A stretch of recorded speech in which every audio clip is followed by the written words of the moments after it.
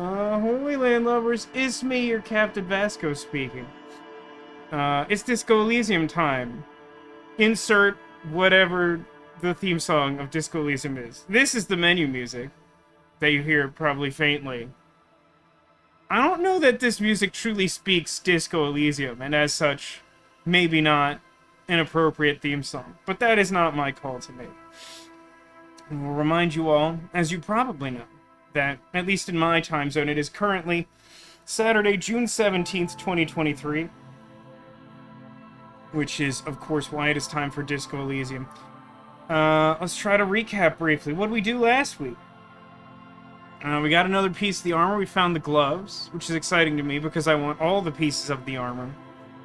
I know where the boots are. I already had the shirt. I gotta find the helmet. Originally, when this quest was presented to me, the helmet was the only one I had a real lead on outside of the boots, which you know about from the very beginning.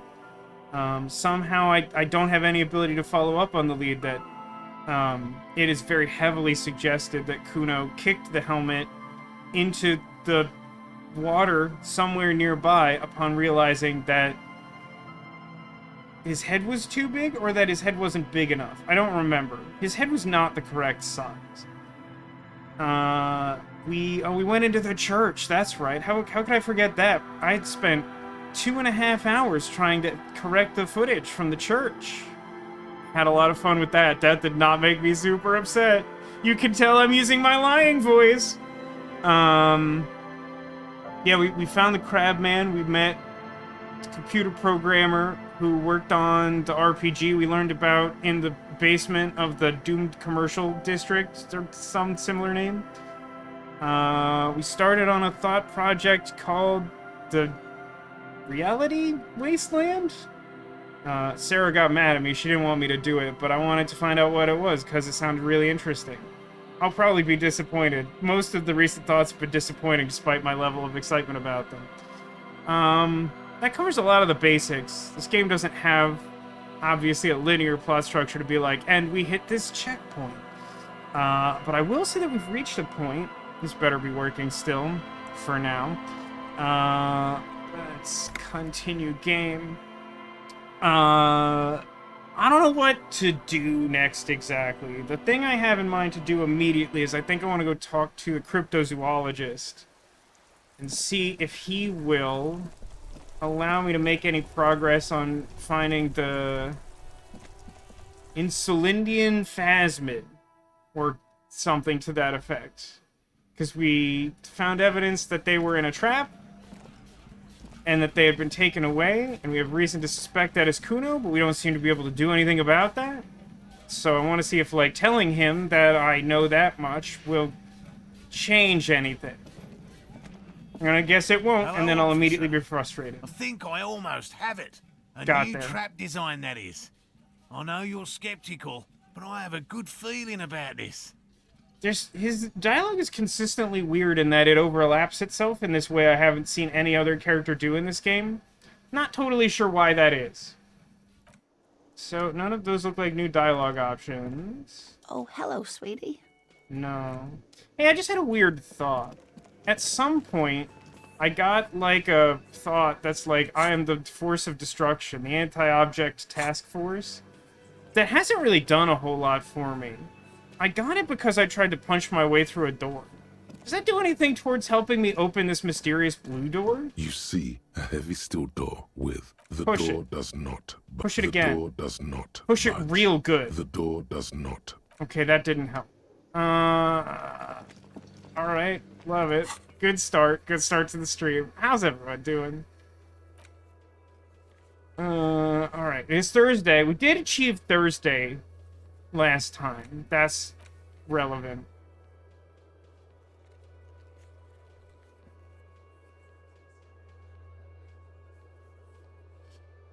Alright, I'm really vexed by this. I'm gonna go back into Kuno's secret, Andantino's secret passage.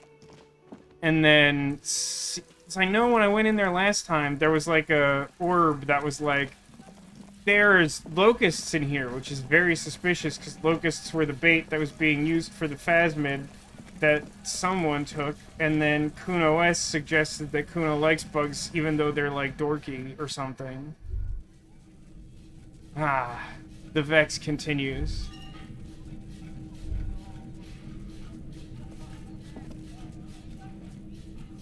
Ah, ah.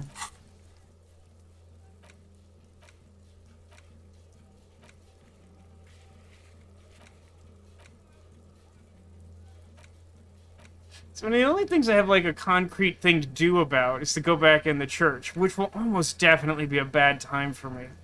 I can try proving my authority to Titus Hardy. I really think that's going to have bad consequences for failing it, and I feel as though I am likely to fail it. But I am feeling as though it may soon be time to do that. I do have a lot of bonuses, and I don't immediately know of other things I can do.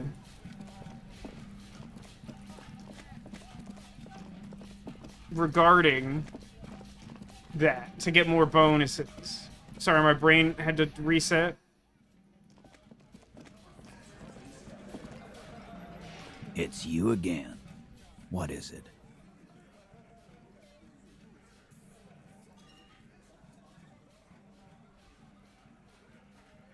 So, I mean, my odds are reaching a point where they're decent. Not good, mind you, but decent. Do I have more authority stuff I can put on? I don't think I'm currently wearing my minus authority shirt. I think I took that off a while ago, even though it's super boss. Clothes. This is minus authority. I really need some good pants. I really don't have any pants that are good at all.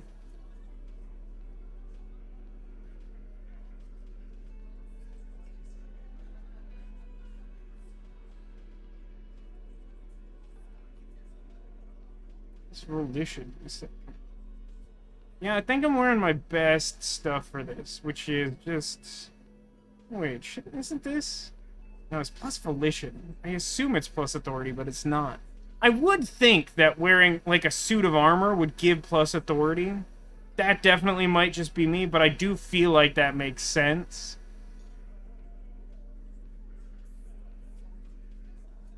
Wow, really? The best authority clothes I have are just not to put on negatives? That seems wild. I know I just checked them. I'm just so skeptical that that's true. And yet, here we are. Just sitting in a car. I want you to show me if you can get far. Okay.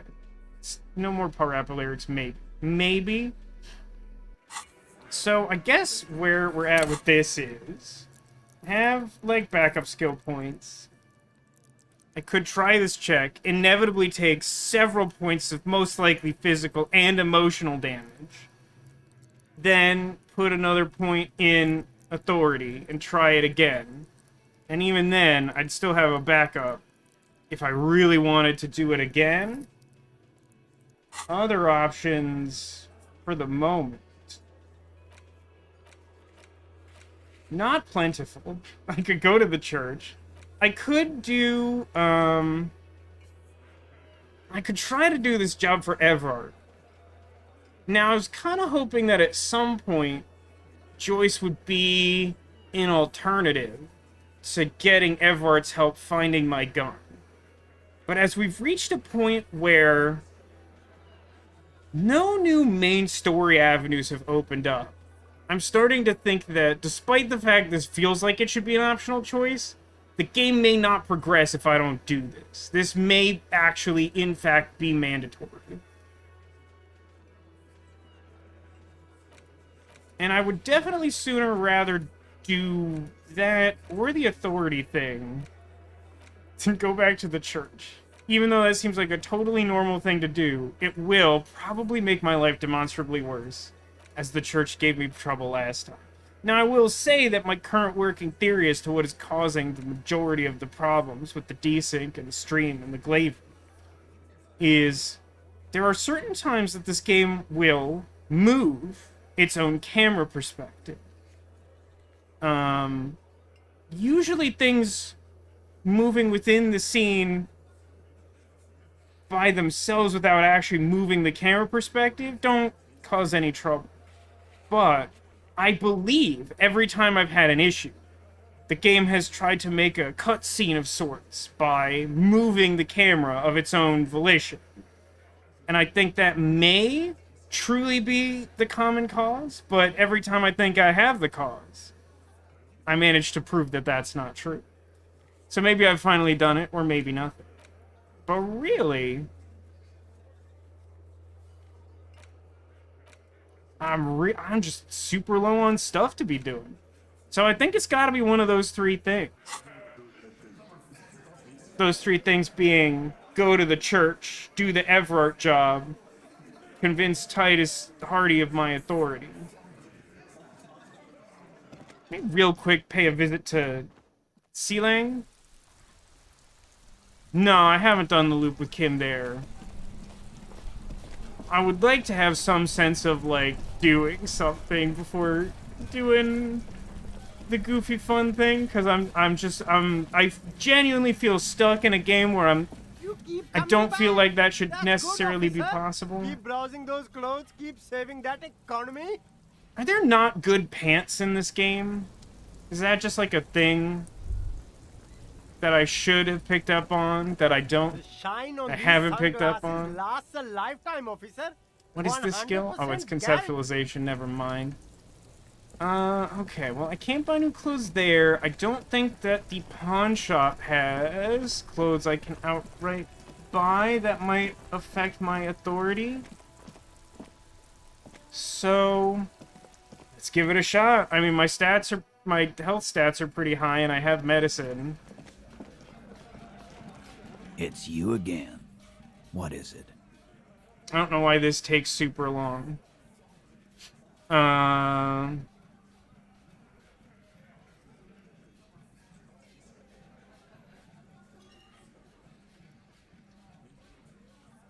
No whammies. As you look around this room full of sweaty men, swearing, drinking, spitting out tobacco, does this look familiar? Where have I seen it before? You believe the place was called Precinct 41. It was also filled with, almost exclusively, men, sitting on desks, talking shit and wasting time. I get it, Titus. You guys really are the authority around here, which is legally distinct from being the law by nature of the fact that I am the law and it is not. Thank you, Delicious, for the 12-month gift sub to Neko, currently on month 6. Also, Neko, the reigning VIP. Hope you're doing well this evening, as I know your time zone is drastically... Actually, I guess it's morning by now? Hang on. +8. At this point, it should be 8 again. So it's like super early morning. Huh? You must be. You're just like real cops, drinking beer and sitting around with your dicks in your hand. You got a problem with beer now? Kind of. I have a thought going that's working on it. Not quite there yet. Push on. I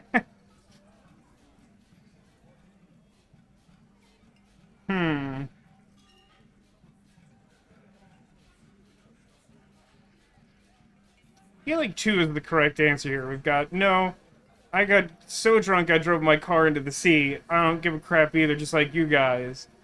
I'm a big fan of beer and jerking off instead of helping people, which somehow feels like the sort of thing I would expect him to resonate with. Not maybe in an intuitive way. But like, me pointing out that he's not helping people might do it. Or I have a beer problem, but not a problem with beer. I have no idea how to do my job like you. I feel like 2 is the middle ground between the, like, I absolutely don't care and you're absolutely inept. And I think the point I want to make is roughly between those two. So I'm gonna go with 2. You saying we don't help people? I've been doing this job for 10 years. Martinez was a dump before we put this outfit together. They don't know, man. They weren't here. We had 3 shootings a week, kids dead, fucking graffito everywhere. You cops haven't shown up since the 30s. Congratulations on the graffiti removal. All I see is you sitting around talking about Monica's titties while there's a rape victim. So what? What do you want from me? We took care of that fuck. Don't let him drink that. One more push. Quick. Thanks, Authority. Just don't antagonize him. You have this already. Thanks, Suggestion.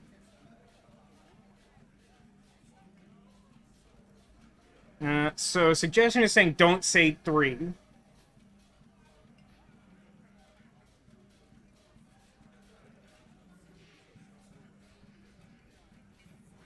The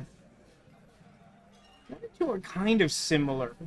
Is there a relevant distinction here? It's about the victim she needs help. I mean, 2 sort of puts us in a position where we're instructing him to let us get in touch with her, which I guess is what I want, because I would like her input, I guess. Echo, oh, you have an idea that would require borrowing Kim's gun? Do you mean the gun thing? I've heard really good things about the gun thing. Yes, I too am sorry about the Wi-Fi connection. Hopefully you'll be able to watch some about Neko. I'm grateful for you to tune in. Let's try 2. She needs counseling. We're here to talk to her. Titus? She stops mid-sentence. That's it. You got him. He's going to give it up, but on his terms.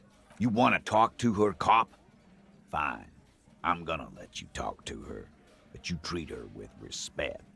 If you don't, if you question her, harass her, a freight train of pain, buddy. The lack of context to that threat kind of makes me think of the things that the enemies say in Resonance of Fate. Just like, rats in a trap! It's like, I understand the implication, which is sort of like broadly like, we've got you right where we want you. But instead of saying something like that, they're just like, rats in a trap. So I feel like just saying, a freight train of pain is like the same type of thing. What is her name? Glacia, I'm on due. Oh. She's staying here at the Whirling-in-Rags. A real pretty one. Silvery jumpsuit. Blonde. That's I'm on due. With an O-U. Didn't we have like a positive first interaction with her? There's like a chance to like pass some sort of check with her, and I think we did this time. The first time I played this, I'm pretty sure I failed it. Shit. The girl. The girl upstairs? That can't be her. She knows you drank so hard you forgot you were a cop. These are the times that this game makes me really mad. He could lick my bones clean, that's true. He might do that.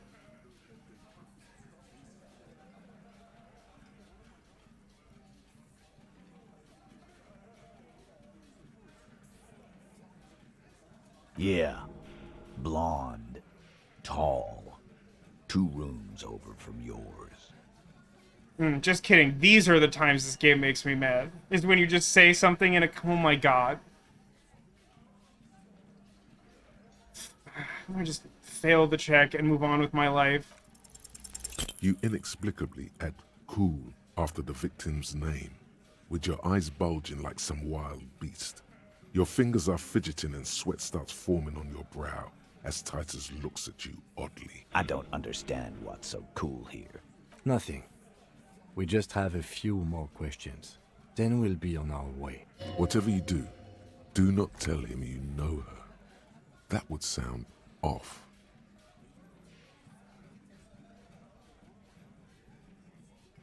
Good, I'm glad that all of these options are terrible now. I'm having such a good time.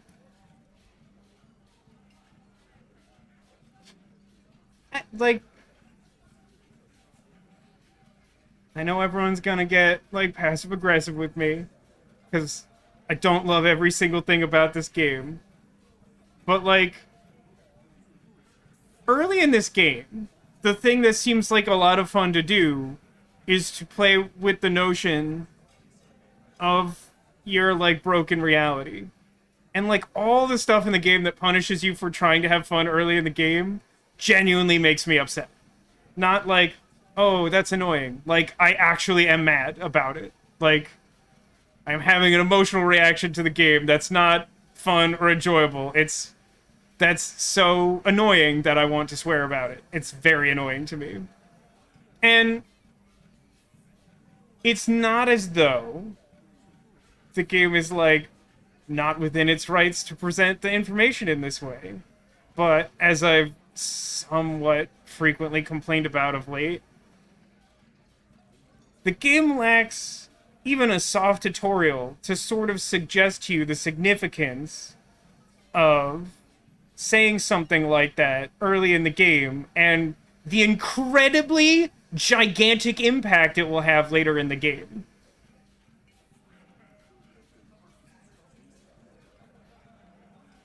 What was her relationship with the other guy who I don't want to call a victim for obvious reasons? Relationship? There was no fucking relationship. He raped her. That's their relationship. Something is off here. His anger is possessive. Was like that karaoke incident all over again. Or like some of the other girls he was harassing. I thought this was the karaoke incident. Is this not the karaoke incident? Okay, enough. All of this is irrelevant to your stated investigation.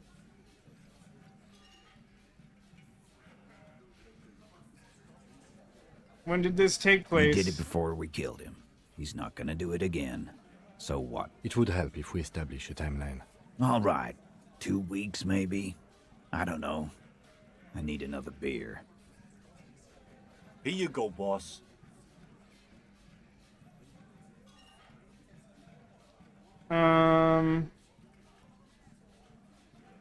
Well, I definitely don't want to say 4, so I got that going for me. Pretty sure I would not want to say 4 regardless, though.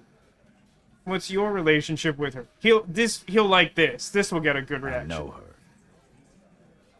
How well do you know her? A small twitch in the corner of Kim's mouth. He has a hunch about what knowing means. Well enough, Copper. We party. She's been here for a few months. He tries to make it sound real casual, but the muscles on his neck tighten. She's not from around here? You mean Revachol? Nah, she's an immigrant. Or a drifter of some sort. Been staying here over the winter. Don't you give her any more trouble. She's just had some bad luck, that's all. Shut up, Angie. She doesn't need your help. Titus gives them both a look. They fall silent. What's with all the silences? It's like these guys don't know how to feel about this. You should keep picking at it. And what was up with the partying she and Titus did? It sounded fun. It is my sincere hope that doing the Reality Wasteland is going to give me like a -6 to electrochemistry. It seems like a pretty reasonable expectation, and yet I feel like something dumber will happen. What did you mean by party, I guess? What do you think I meant?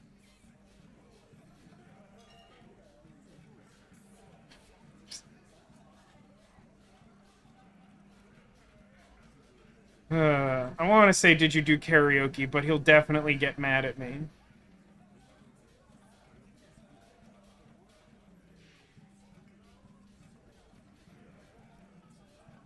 Was it sex? Yeah, pretty much. So you guys were, like, close. No, we just fucked. That's all. Oh, okay. I'm not gonna give you any details if that's what you're after. So put your dick away. He really went out of his way to seem comfortable with this topic. That's all you're gonna get for now. He's doing a good job here. A commendable performance of I don't give a shit. Okay, I'm gonna leave now. Remember what I said. Freight train on. Leaving.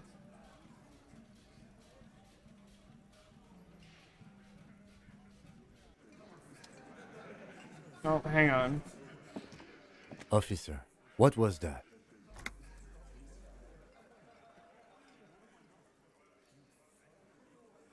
What was what? You looked strange when he mentioned the assault victim's name. Do you know that woman? Strictly speaking, no. I sort of know her in passing, but I don't think it's correct to say that I know her. Officer, before we interview this woman, is there something I should know? He's not leaving you a lot of room to back off from this. Wow, it's deeply distressing to me that one is even an option. I think that the reaction from this is meant to be funny, but boy, am I not saying that.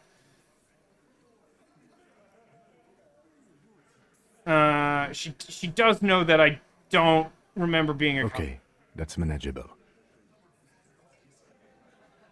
I mean, I tried to hit on her, but, like, I think I passed the check, so that's, like, not, like, a big deal. Understood. Let's not add anything to that. What else did you do? I mean, I met her in the hallway. Understood. You were not in good shape on Monday. I'm not saying one. We'll be all right, Lieutenant. This is nothing. You feel fortified by his assurance. It's going to be all right.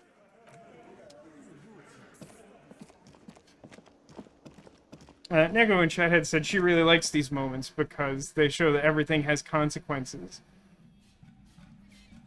Again, I would feel better about that if there were good consequences to things occasionally. And it does happen sometimes. But I do feel like the negative consequences drastically outweigh, both in scope and frequency, the good consequences, and that is just so frustrating to me. The guy who typically rolls 1 and 2 on the d6. I think she's 3, right? The door is closed. Who is it? Tired. Controlled. This is the police. Can we come in? Come on up. The door is open. I'm drying my hair. Sounds like it's coming from upstairs somewhere. You could snoop around before going up.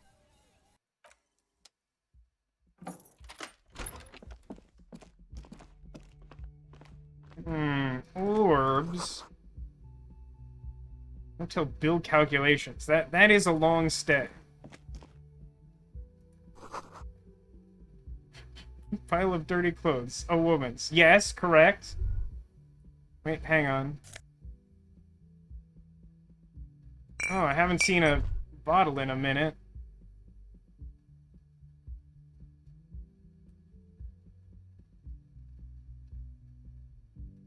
Am I gonna make this worse by rummaging through her stuff? Objectively, it seems like yes, I would do that.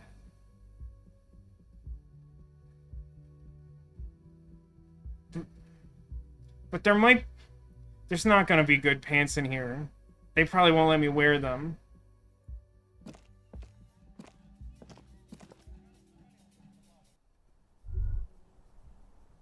Orb.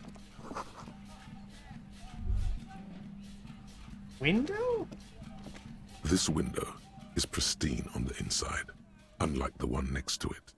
Light from the desk lamp reflects off the glass in an untarnished golden halo. I'm guessing that this, like, resets the white check in your own room if you're staying there. Oh, Critwitch, welcome to the stream. But, okay, but that's kind of my point, though, Neko. Again, like, I'm not saying that I feel like the game shouldn't be allowed to have a bunch of things have negative consequences. It bothers me more when you just say something in a conversation and take damage. Like, that stuff really annoys me. But, like, something like this, where, like, having that conversation has the negative consequences later, that honestly is fine and good with me, except that it's, like, the second thing you do playing the game, and the game hasn't, like, taught you what type of game it is yet. So, like, you think you're having fun having a conversation, and then the game punches you in the head, like, 12 gameplay hours later. Like, that's not a tutorial. That feels mean-spirited. That's like, I'm trying to articulate this, because I know all of you are inclined to be, like, really passive-aggressive pushback when I say a negative thing about this game. but, like, I think that this is a genuine, defensible argument. It's not the inherent act of the game being bad to you that makes me upset. It's that the game doesn't do any type of job of training you of what it does until you're really far into the game. To the point that, like, a really high percentage of people who talk about this game seem to have the experience that they, like, play a bunch of hours and then restart, and that's when they have, like, a real playthrough. And, like, that's fine, but, like, I also feel like it's a failing of the game for that to feel like that needs to be done. If you want to do something like that, that's fine. That a bunch of people feel like that is how they can have a positive experience playing the game, I feel like that's a problem. Smooth as ice. There are spots of mud and rain on the outside, even smudges. But the surface of the window is clear from the inside. No chips, no hairline fractures. Following your lead, the lieutenant leans in closer to inspect the surface. This window was recently replaced, I say, without having passed a skill check for some reason. Looks like it, yes. Okay, I'm done looking at it, I guess. Did something just change in my inventory? What would have changed in my inventory? It sure doesn't look like anything changed in my inventory, so I don't know why that happened.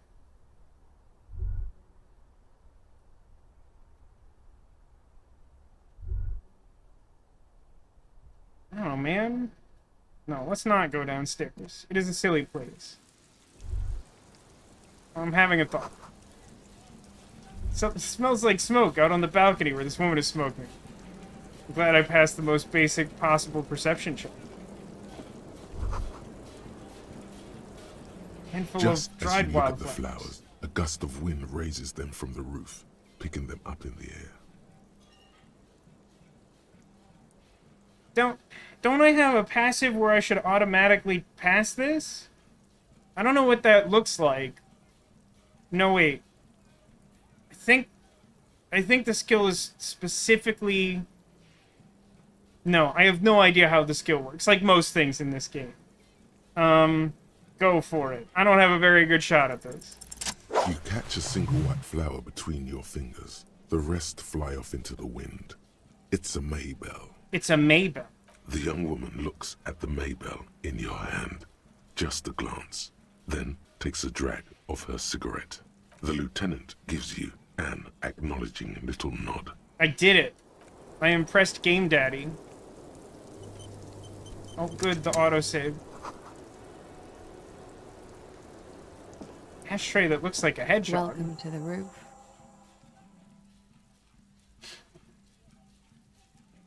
Passed up this afternoon for 4.5 hours. That could be a good time for Twitch. It sounds like a positive, so I'm going to say nice instead of being concerned. Sometimes I pass out just because I'm having a bad time. That might be a me problem. Yeah, I guess welcome to the stream. Her hair is still slick from the shower. Is it slick from the shower, or is it possible that she's been standing in the rain for an untold amount of time? Below her silvery jumpsuit, an athletic young body, built long and lean. I'm sorry for the mess down there. The cleaning lady hasn't come by in days. I'm beginning to wonder if she ever will.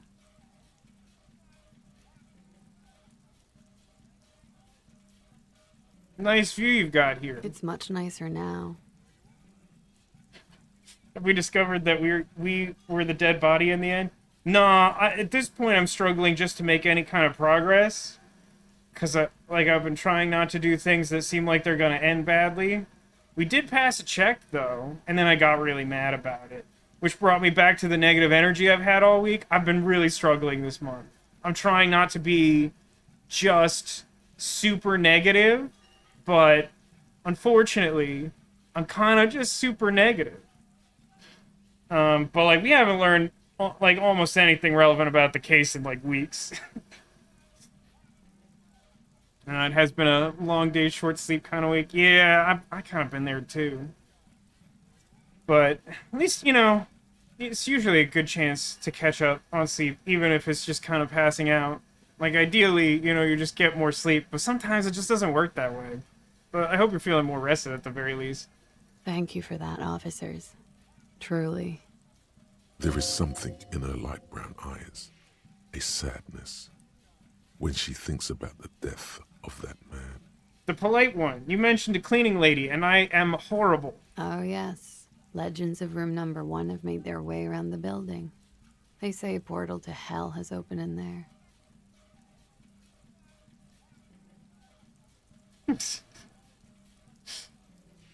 These are all pretty good. It has, know not of which you speak, the fortresses of dark energy present, but not to heck, to another place. A third place is much different from our world.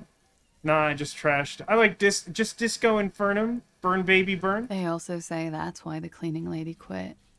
Because of the Infernum. So the cleaning lady is the one we called on the car radio, right?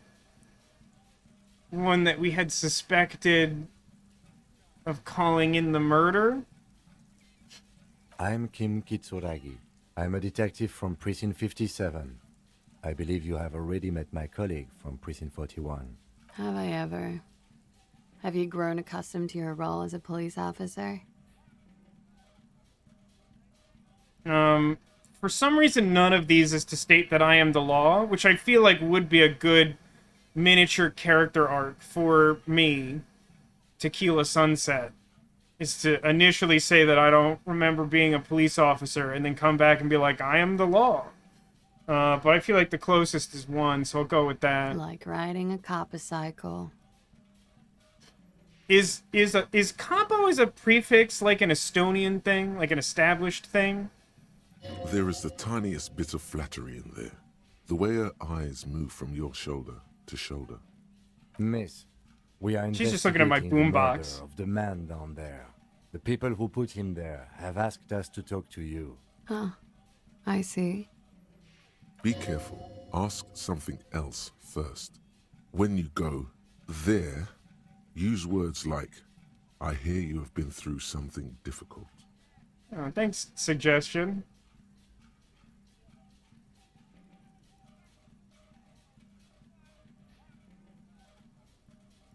Let me show her my flower.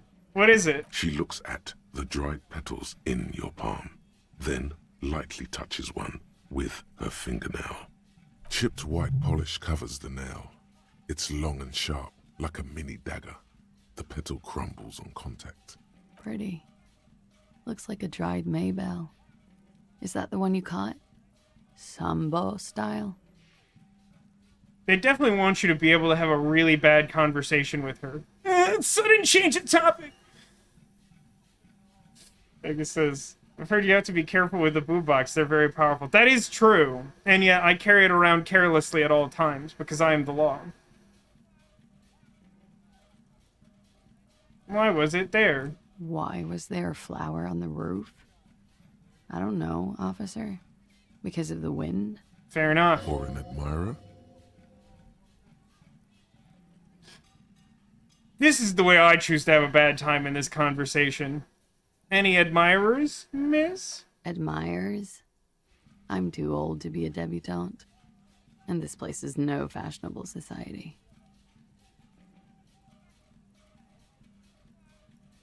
God, 5 sounds bad. 5 sounds really bad. 5 sounds bad. Nice room you have here. Yeah, it's pretty deluxe.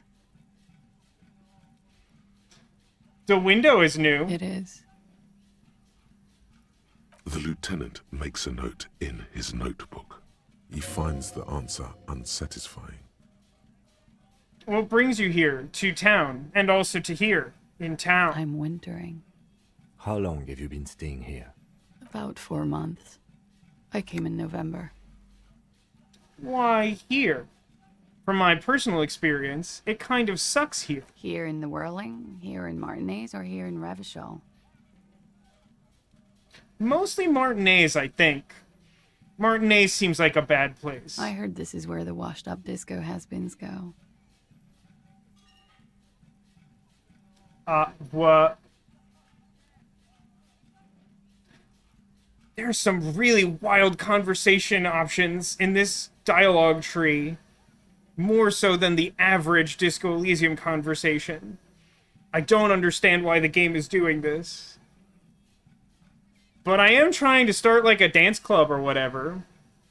So yeah, I guess you might as well just call it Sassy Town, the future of dance. If you say so, officer. I have other questions. Okay. Watching herself reflected in the bedroom window, tall and sparkling and draped in smoke. What's your name for the record? Clausier Amandou.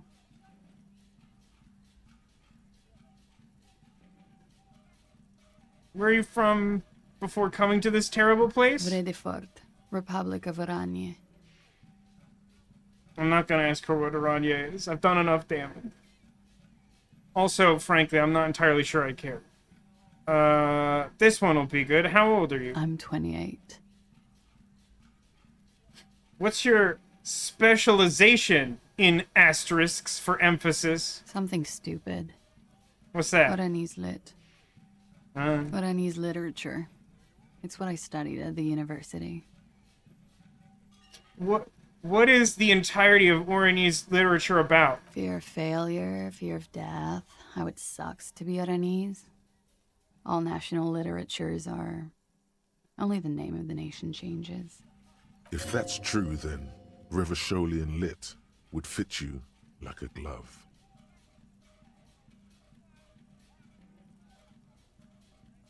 Sure, Inland Empire. I guess this is not related to that.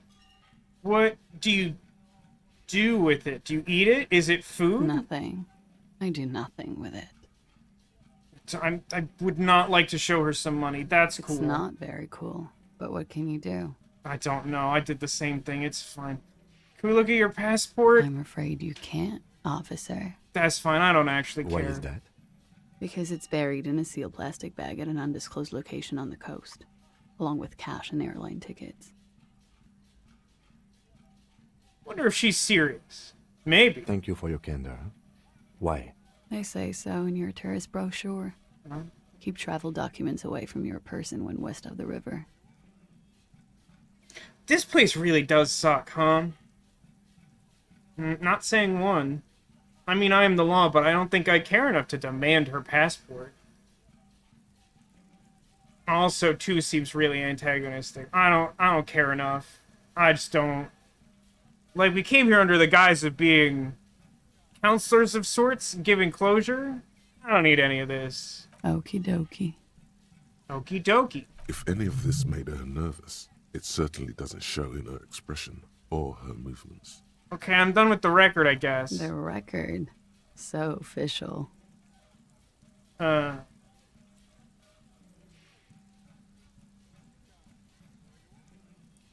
this dialogue option change? I thought it was supposed to be like, we've heard you've gone through something difficult, instead of they tell us you've been through something difficult. It's still the only one that does the thing, though. Something difficult? I've been through at least half a dozen difficult things. Which one do you mean?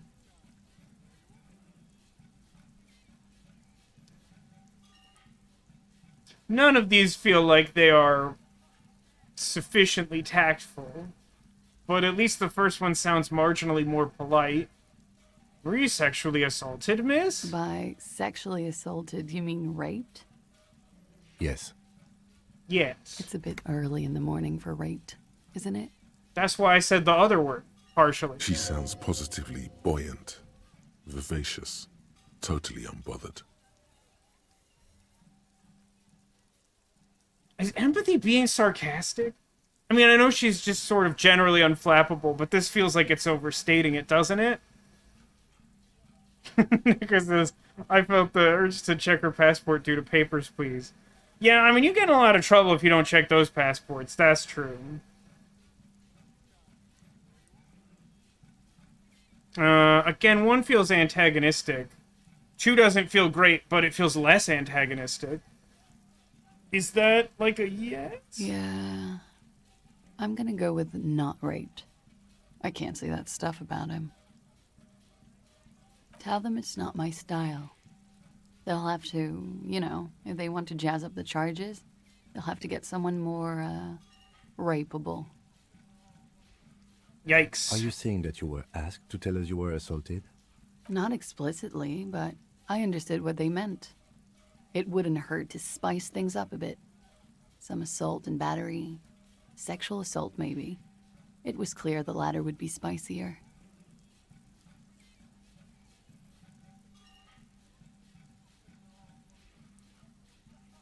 Oh boy.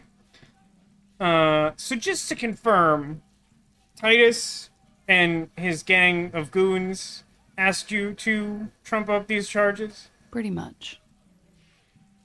Warming them. Man, she really doesn't. Honey Badger don't care. She must be very cold and exhausted of this life. So, like, what did happen then? We partied. Wait, party? I feel like I've heard that before. 3? What kind of partying? Point to bloated face. This kind of partying? Boy, they sure never give you an option to act like you know something, even when you've already heard it in another conversation, huh? Boy, I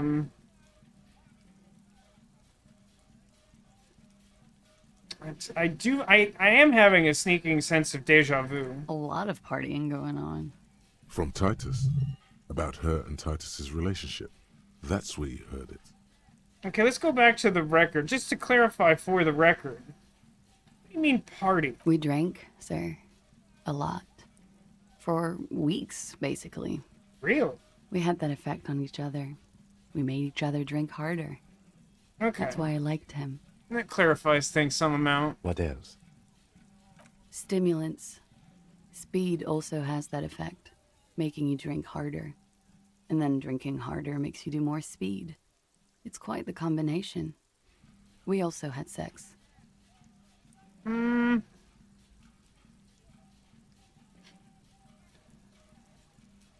don't think one is it. There's an argument to be made to ask two if feelings were involved. Mostly just to try and establish the nature of the relationship. I mean, she mostly doesn't care if you do anything at all.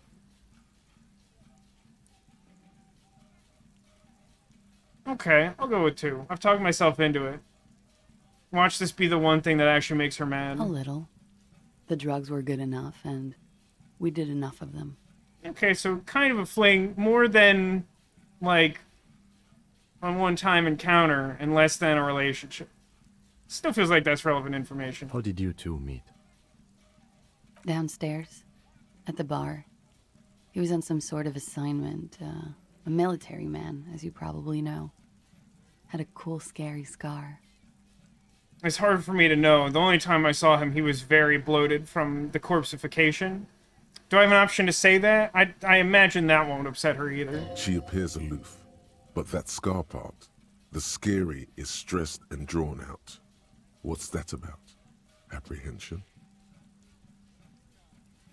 With longing. She misses him. Yeah. I feel like she liked the scar. So the emphasis is that it's like longing, yeah. That tracks. When was this? A month ago? Something like that.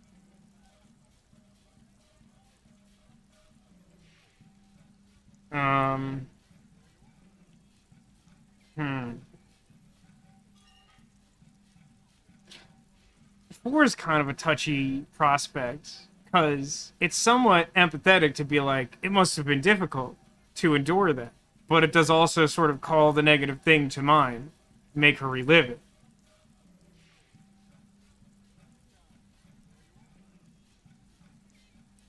Oh, yes. I've had a great view. From the roof, out of the bathroom window, in my dreams. A bitter cringe. It hurts. That's fair. You look to the lieutenant. No, that one's on me. He takes a small step closer. You called us, the RCM. Yes. Hey, that finishes a whole other quest that I wasn't trying to finish at all. The call was you? I made it. And I would appreciate it if you didn't tell everyone. In Martinez, they call it snitching. I won't tell anyone, probably. Reporting crimes is confidential in Revachol, miss. One is a stupid question that I refuse to ask. The caller's voice was disguised. I didn't exactly disguise it. I just muffled the mic and nicked the landline a little. Nicked it? With nail clippers. And I diverted some radio fuzz into it. Into the cold wire. You a scientist? An Oranese literature scientist? So, she's God's mystery phone cutter. And in the process, you broke the landline I don't care about at all. Did I pass a logic check? How is that... How is that even possible? Did I? Fuck. I didn't mean to. I had no idea what I was doing. Doesn't sound like it. Are we talking to the cryptozoologist? A bunch. I don't think we currently have any unexhausted dialogue options. The heavy rain is nice. That is true. We ask about the bird. Which bird? Gart's bird? We gave him a replacement bird, and he slightly less hates us. Still, that's pretty clever tampering. Simple and clever. Crossing the lines like that. Seems like you had some idea. That was nifty. Which I insist on saying because it includes the phrase, that was nifty. Thanks. She looks a bit like a little girl who's just been complimented on her bike repair skills. Is that something that comes up ever? Why go through all the trouble? I don't know, sir. It was stupid. I was drunk, too. I was probably afraid the Union was listening in. Locals say they have ears in the wires. Thank you for making the call, miss. It was the right thing to do. I didn't want to, sir. But if I hadn't, he'd still be hanging there. Oh boy. Tell me what details you can, I guess. I'm sorry, I can't do it. Not right now. Later, maybe. I keep seeing him. Like he is now. I can't talk about his... I don't know. Hair.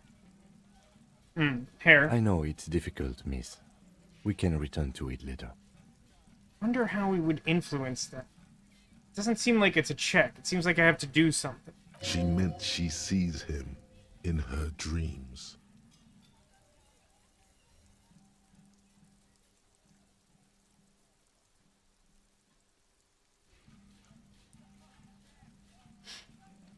For some reason, my instinct says that I should not say this, but I really want to.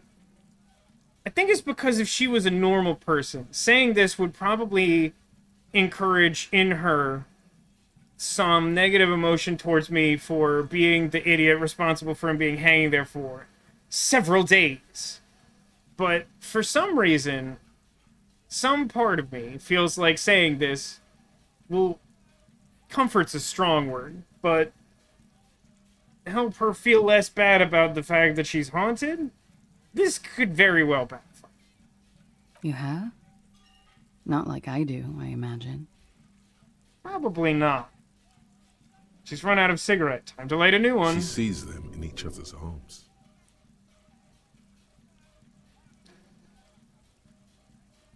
What?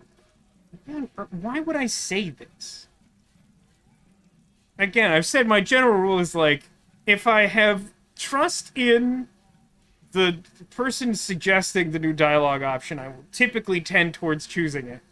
Don't trust electrochemistry, and this seems like an exceptionally weird thing to say, even to this unbearably easygoing person. I might be able to ask about the bird cryptid. I got like a tie pin or something that is like a multi-eyed bird. I don't think I asked about cryptids after getting that, because it didn't reset the dialogue option. I'm just going to conclude this, because I do feel like sharing information about the dream will probably just make the conversation worse. Oh, yes.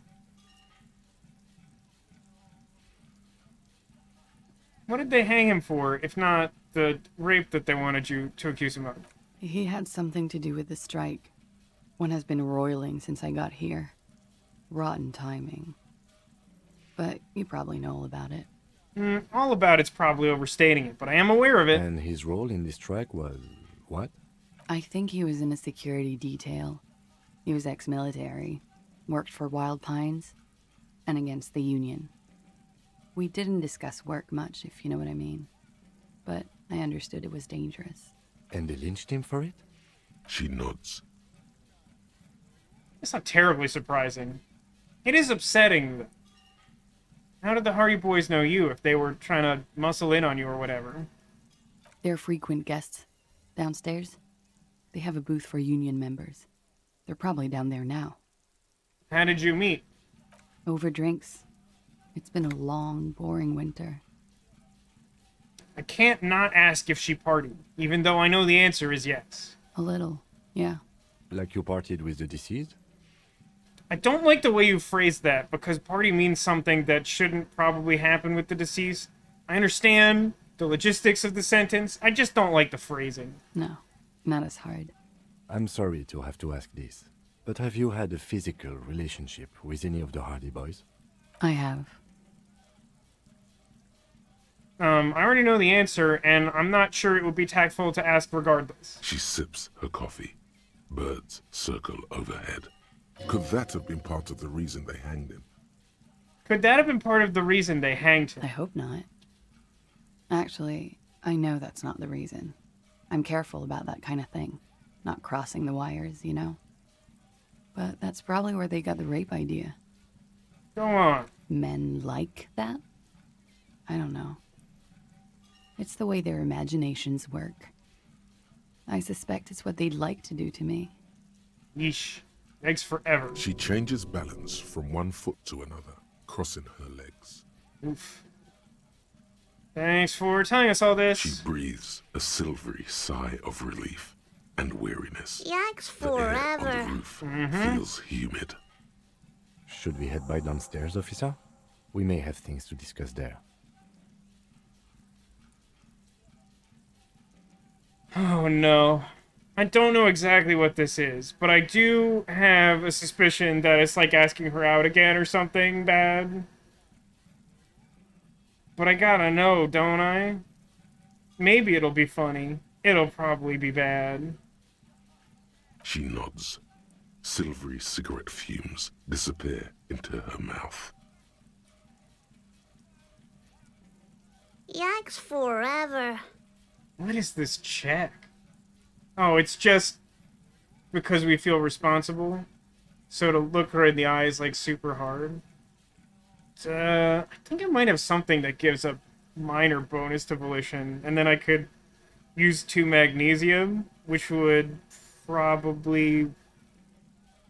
all those things together would probably give me like a 50 whatever %.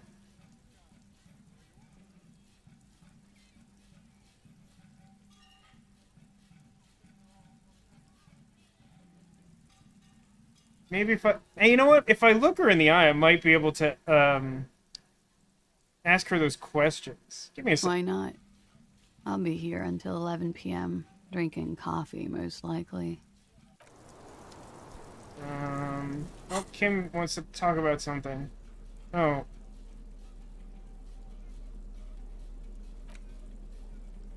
Interact with the Maybells? This is the wildflower you caught. One of a bouquet of muguets that you found on the whirling roof. It's shedding petals quickly in your pocket. Interact? 6 crumbling petals rest on your palm. They're white, a bell-shaped crown. Why am I just showing everyone my flower? I am a grieving widow. What is this, Kim? This is the Insulindian lily, called Maybells or Lucille's tears during the Revolution. Girls used to pin these on soldiers before sending them off to battle. Oh. So it's probably not a coincidence that she had this? That this was here? I'm sure I don't care about one, but we're already here.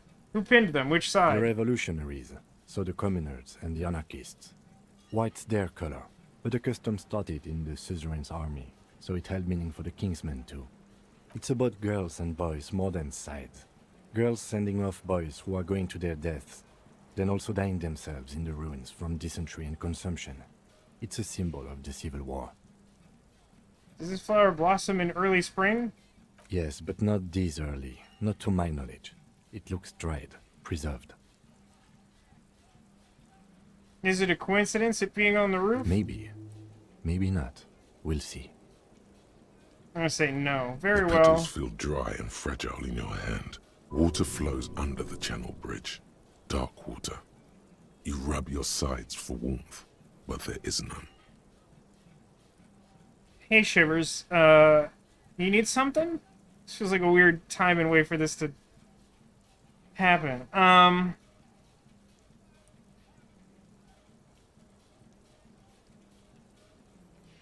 Let's try to find worth. Blow on your fingers. Inland, above the Martinez distributary, the channel that brought wastewater from the silk mills of Jamrod, and then dead bodies during the war.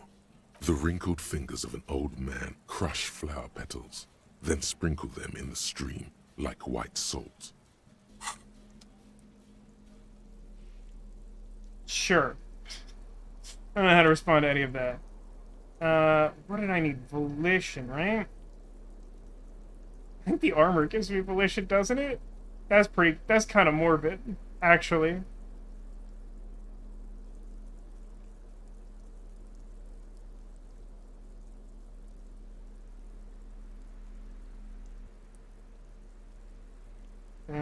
The tie pin does. Does that count as tie slot? Okay. Armor sure does. Oh boy. A totally normal thing. It's armor that our dead Sunday friend wears.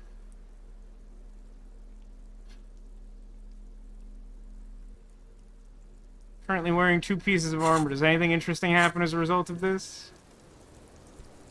Officer, what brings you up here in the rain? 42%, you say?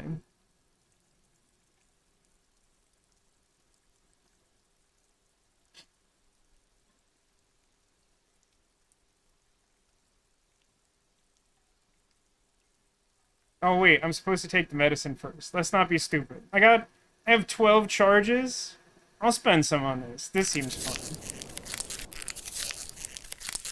Boom, 72%. Get dumpstered, he says before rolling snake eyes. Soft, light brown eyes look back at you, directly into the space behind your eye sockets. You see the smoke rise from between her painted red lips. She's beautiful. I have bad news for you. Go on. You know these guys? Which guys? Who? Me? Yes, you. He's talking about you, you groveling sycophant. I don't know what's happening. You too. Me? Get out of here. I'm solid. I'm alarmed. These guys are compromised. She's got them singing along to her tune. The little bleeps and bloops you trust for info, you can't trust them anymore. Oh my god! Believe it.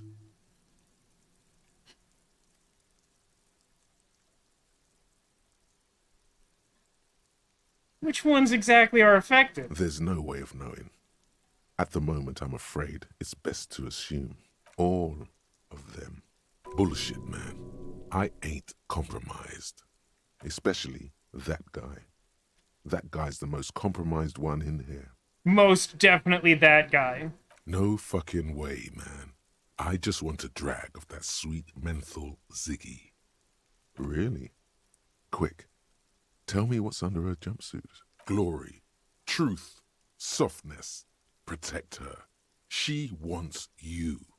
I take it back. He's got it pretty bad. But this next guy's on another level entirely. This is so weird. She likes you. The crown head is a boring condom. He's jealous. This is human nature. What a thing to say. That's bad. It's not good for suggestion to be compromised. He's my main thing. How did this happen? What did you say? How it always does. Through subtlety. What can I do? There's nothing you can do about it. Oh no! You are how you are, and she is how she is. Things will go as they do. But can you make them normal? I need them. No. Suggestion never said that. Which, the initial thing? Or that last bit? Last bit was apparently a trivial success. The first one, where he accused the other voices of being compromised, I think that was like a difficult or a legendary or something. What use is this It's thing? better to know you're being played than to be played without knowing it, is it not? So she's been lying? Yes. Mr. Thespian here has been singing paeans to how truthful she is. She is a lady, most fair and just. In his defense, to reduce him to such inadequacy, she probably had to employ half-truths more often than outright lies. What's her angle? You can't draw a sound conclusion. The one he usually does says, huh? No, Mr. Conclusion. You're always kind of limited in your analytical abilities. That's not her fault, but still. Clearly I failed an invisible check there. I've been talking to myself long enough. Let's get back to it. Don't worry. It's only been 4 or 5 seconds. You've got this. Oh no.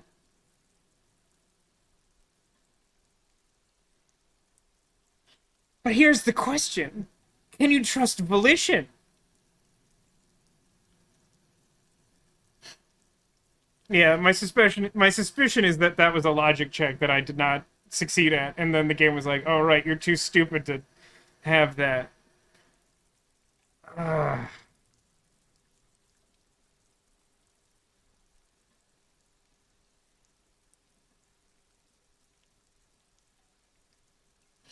I'm gonna do it. I'm gonna say it out loud. Are you manipulating me? The silence broken. She exhales a little cloud of smoke and says, God, no. Oh, okay. Well, if that's the case.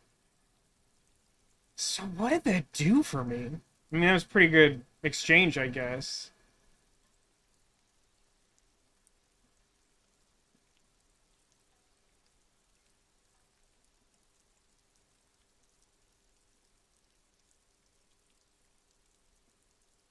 So hang on a second.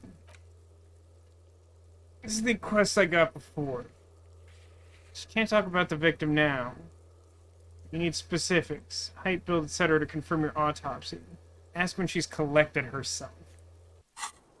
Is that something I'm supposed to make her do? Because 3 is a new object, right?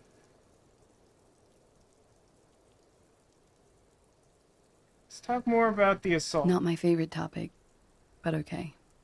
No, I do believe the dialogue changed, but I think the only reason it's highlighted is that I could ask 2. How about we, I don't know what to make of this. Change the subject to something more lighthearted now.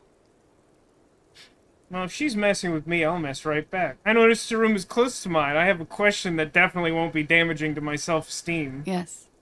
You're just one room away. Very personal. Where were you? Or were you in Sunday night? I need to know what I did before I lost my memory. You do not need to know that. What you need is to ask normal police questions. Like... He waits for you to finish the sentence. Get a grip, he thinks. At least do your personal stuff when I'm not here. It's very rude. I got points for it, though. That was worth it. Wait a minute. I don't autosave. I wanna... I came out this... What is this? The same small, heavy door. No lock in sight.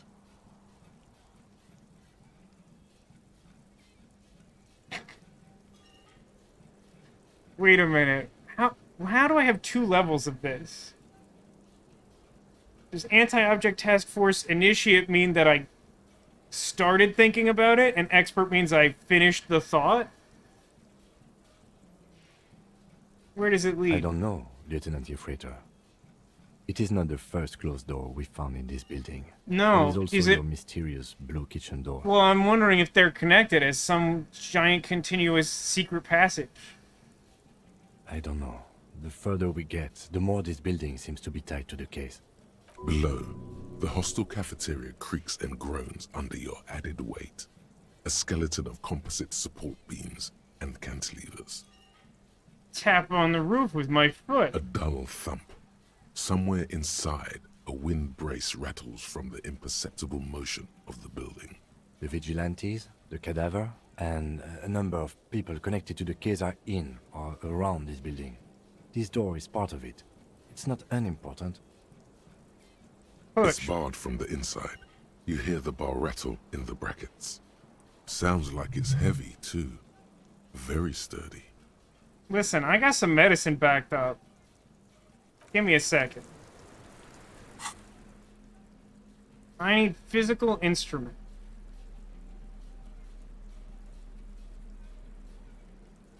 Wait. What's pain threshold? It's the same amount of physical instrument. I don't have any better physical instrument shirt, right?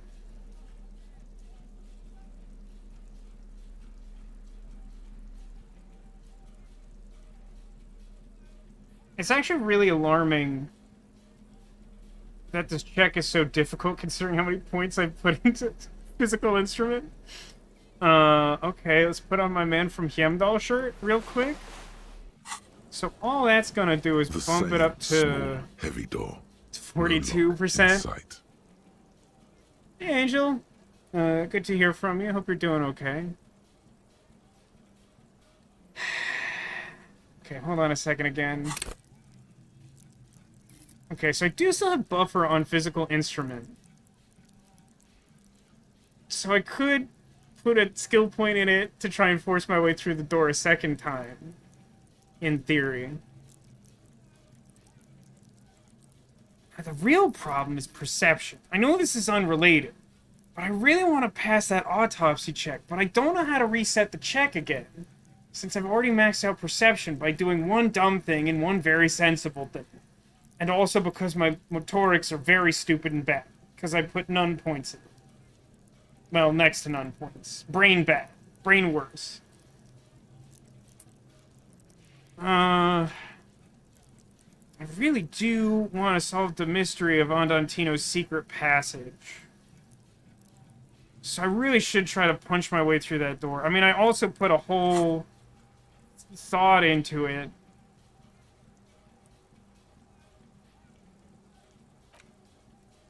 How's this going? Oh, that's why. My current thought is -2 physical instrument. That makes so much more sense. So we shouldn't do this now, but we should definitely do this. But we shouldn't do it for another 11 hours and 53 minutes. Whoops. Fair enough. I guess you got me. So good. I am a little torn, though. Hey, Kim, what do you want? What is it? Looks like we have more to discuss with those so-called Hardy Boys. Half their reasoning just went out the window. Do you think this will make them cooperate? Because I don't. Nothing will make them respect the RCM, but it will disrupt the game they prepared for us. We just stripped off one layer of whatever it is. Her decision to not corroborate their story was definitely not part of the plan. Why did she tell us that? What else could she have done? Lie? She saw there was no way to lie and get away with it. I'm not sure about that. I feel like with the victim being dead, it's pretty easy to get away with that.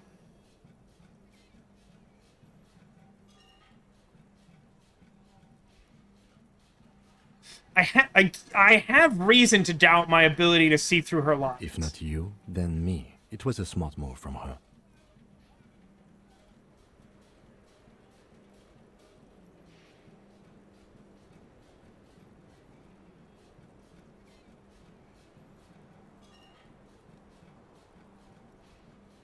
I feel like 2 and 3 are similar. I feel like I should probably say 3 just because I have this information from a difficult check that I passed. But it also seems like a way dumber way of saying this. Which hopefully yields good dialogue. I know she's manipulative. The voices in my head told me so. So you said to her, what did you mean by it? She has half my skill set compromised, singing her tune. My assessments of her are untrustworthy. She seemed forthcoming to me. Unusually so. Being forthcoming with some things is a good way to obscure other things, but I wouldn't call myself compromised.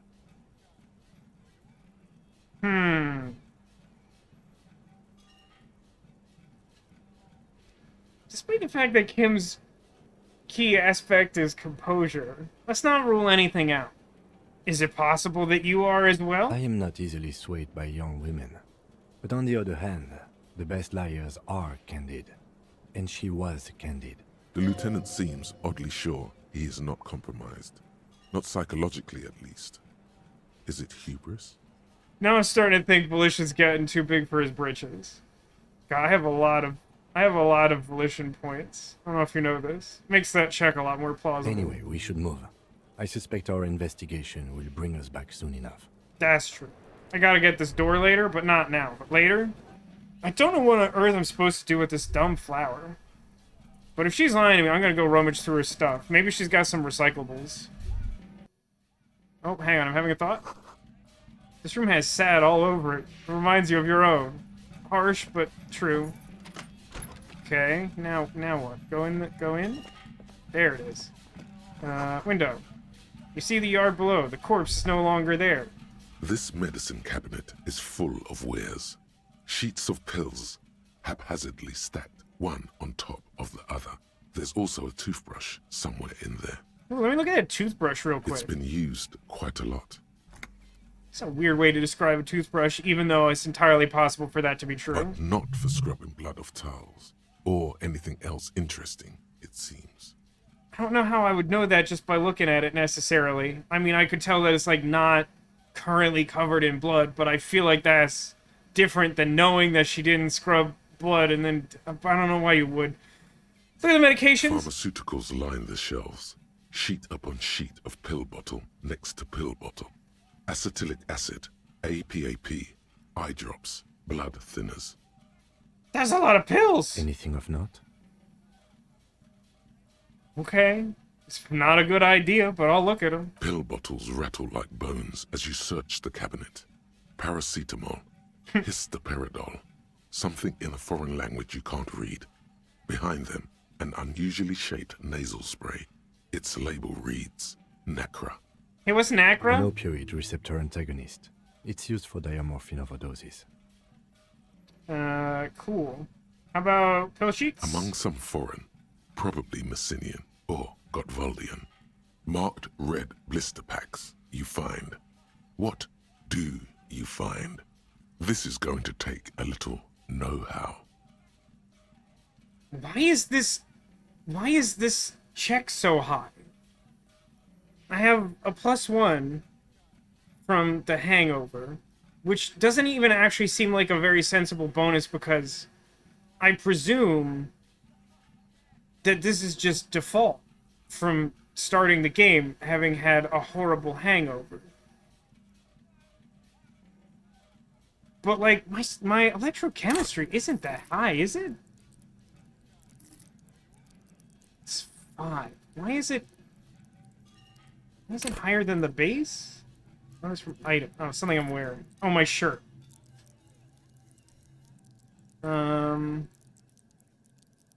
Honestly, I'm sure I could get that up to almost 100%, given its base level. Give me a second.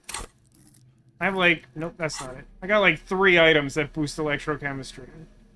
Well, I guess I already have positive pants on.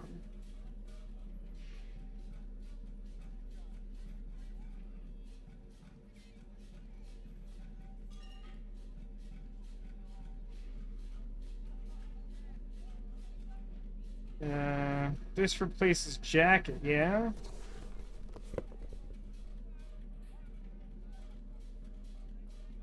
That'll do it. This medicine cabinet is stocked with drugs, plus an old toothbrush, and...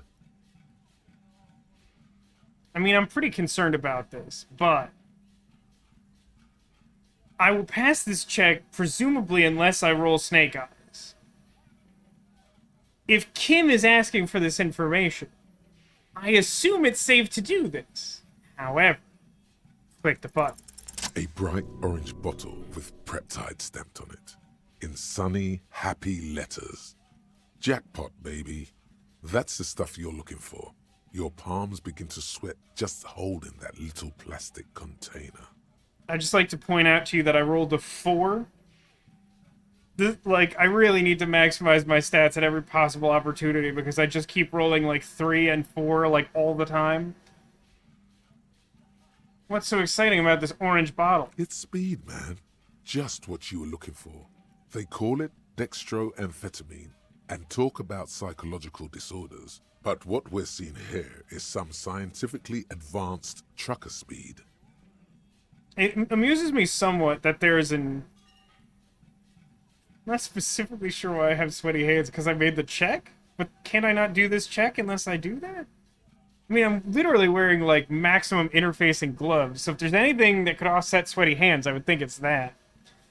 But I do like that I could take it in secret, or, like, not even try, just take it. But, because I'm not at all on the electrochemistry train, I'll just answer Kim's question. Lieutenant, I also see a brand called Preptide. Preptide, a euphemism for pharmaceutical amphetamine. Prescription speed. The fuck are you waiting for? Let's get super fucking preppy. Close the cabinet. I should probably establish some baseline stat outfit.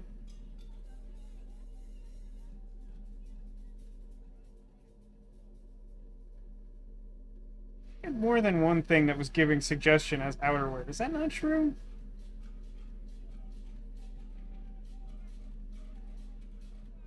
I really should have a better sense of what these clothes do. Whatever, that's fine. I'll just put on my plus suggestion jacket. Sorry, Half-Life. Just -1 forever. I got perception. I got my perception shoes. Currently, ties at Inland Empire. It's not terrible, but I think I prefer the plus drawn. And then shirt.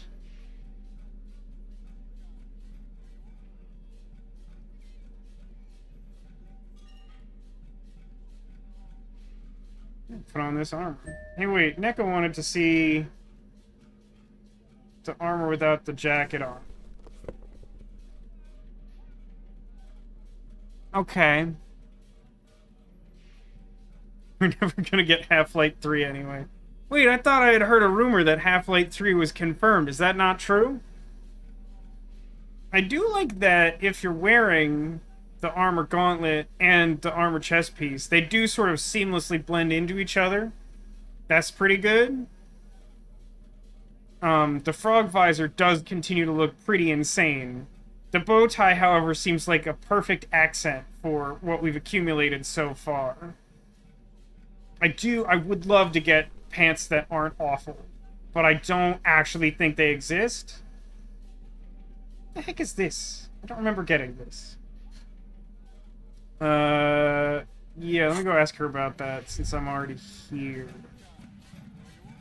I think that's everything that I care about.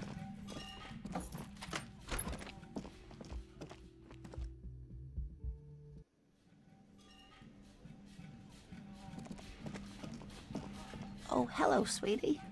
So nice to see you again. I'd like to hear about cryptids. Of course, dear. Is there a particular cryptid that you're interested in learning about? Is Bird a cryptid? No. It's the cryptid. Wow. What does that mean? Oh, yes. A small silvery skull shines between your fingers with its beak sharp. Okay, what? The eight-eyed teratorn, the largest flying avian ever discovered, with a wingspan of 11.5 meters. It was thought to have gone extinct 3,500 years ago. Some even doubted the fossils were real. A mutation, they said. Until... Mutation? All of evolution is a mutation. That is literally true. Until it was cited by renowned Gotvaldian explorer and naturalist Uwe Plattenkalk in 21. Tell me more about this bird sighting. It happened on a botanical expedition into the vast and unexplored Oamrau Canyon in southeast Ilmara. Dr. Plottenkalk got separated from his group Gesundheit. during a sandstorm.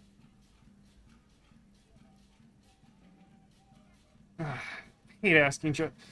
Listen, per my real life skills, geography is a skill that would never chime into a conversation. I have very little interest in it, and I don't know anything about it. I'd have, like, a negative score. I would need so many positive modifiers to even have a shot at passing a geography check. So tell me the story instead of telling me about a place I don't care about. Alone in the blasted desert heat, the doctor wandered eastward, where man hasn't stepped foot in over 1,000 years, since the fall of Pericarnassus. He was lost, without any navigation equipment, and desperately low on water. After a day or two, he noticed a bird high in the noon sky. A great black bird. It seemed gargantuan. Every now and then, the bird would dive down to feed on an animal carcass somewhere on the horizon. But by the time Uva got there, the Teratorn had taken off already, and the carcass was picked clean. This happened many times. Picked his bones clean. He was following it? Yes, or rather, hunting. A bird that big has a lot of blood in it, and he was dying of thirst. What? For many days, Dr. Plottenkalk followed the Teratorn until they reached a great canyon wall where the bird finally landed to rest. The professor climbed up there with a rock in his hand. He found the bird sleeping with his head tucked under its wing, a great black pile of feathers on the perch. So he approached, slowly squeezing the rock in his fist. You know, this actually kind of sounds a little bit like that giant bird in Darkest Dungeon that steals all your crap. I forget what that was called, but it was also a huge black bird that I feel like had kind of a similar nest. Then, the Teratorn suddenly looked at him. He could see it had 8 eyes, 4 on either side of its skull, like a spider. And the man couldn't move. He was paralyzed, frozen into place with the rock in his hand. Whatever he did, he could not get closer to the bird. Why is that? The bird was controlling his mind. It kept him from approaching. He could step back, but every time he stepped forward, paralysis. Uva spent 3 days trying until the bird flew away. If he was already dying of thirst, how did he endure 3 days of that? The 8-eyed Teratorn was indifferent to him, as long as he didn't get closer than 2 steps. It even let him feed on some carcasses up there, and the 2 unfertilized eggs it left behind. That's a weird story. 8-eyed mind-controlling bird, that sounds pretty rad, but also super scary. Absolutely, sweetie. Cryptozoologists have been tracing it ever since, but Wamrao is vast, mysterious, and holds many secrets. Modern radar telemetry shows great promise. We will confirm this one by the end of the decade, latest. This one I liked. Not only does it have 8 eyes, and is a living fossil, and the largest bird ever to live, it also does mind control. I mean, Kim Kisturagi is great. This ranks as one of my favorite lines of dialogue from him so far. He's just normally so composed. He's like, alright, mind control birds. It's pretty good. So that's the last anyone saw of it? Sadly, yes. But there are numerous reports of 8-eyed bird skulls from Il Mara. And then there's the striking resemblance to the Pericarnassian imperial eagle, an ancient heraldic symbol that is hard to pass off as coincidence. The imperial eagle, too, had 8 eyes. Very, very hard. So hard. This one's very famous. Everyone knows it. People will be looking at that tie on you and thinking, that man is into cryptids. So, what else do you want to know? Just can't get enough of these cryptids. I'm glad you like them, but I'm not really one to tell you about all of them. You should ask my husband if you get the chance. He's the real expert. Pass an invisible check here. Your brain tells you who is being sincere. I don't know which check that is. I'm a little surprised I didn't pass it. Probably not. Spirit Decor. I know someone got mad at me last week for pronouncing it the way that it looks like it would be pronounced. Hello, officer. I think I almost have it.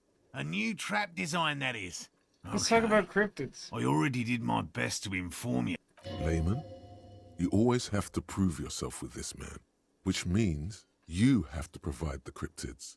Maybe he'll answer. It's a little weird that I can't do all of there's only certain ones. I know about the most dangerous cryptid, the Gnome of Jerome. Formerly the most dangerous, yes. But do you know the most dangerous living cryptid? He doesn't want to make it feel like you knowing it is some big deal.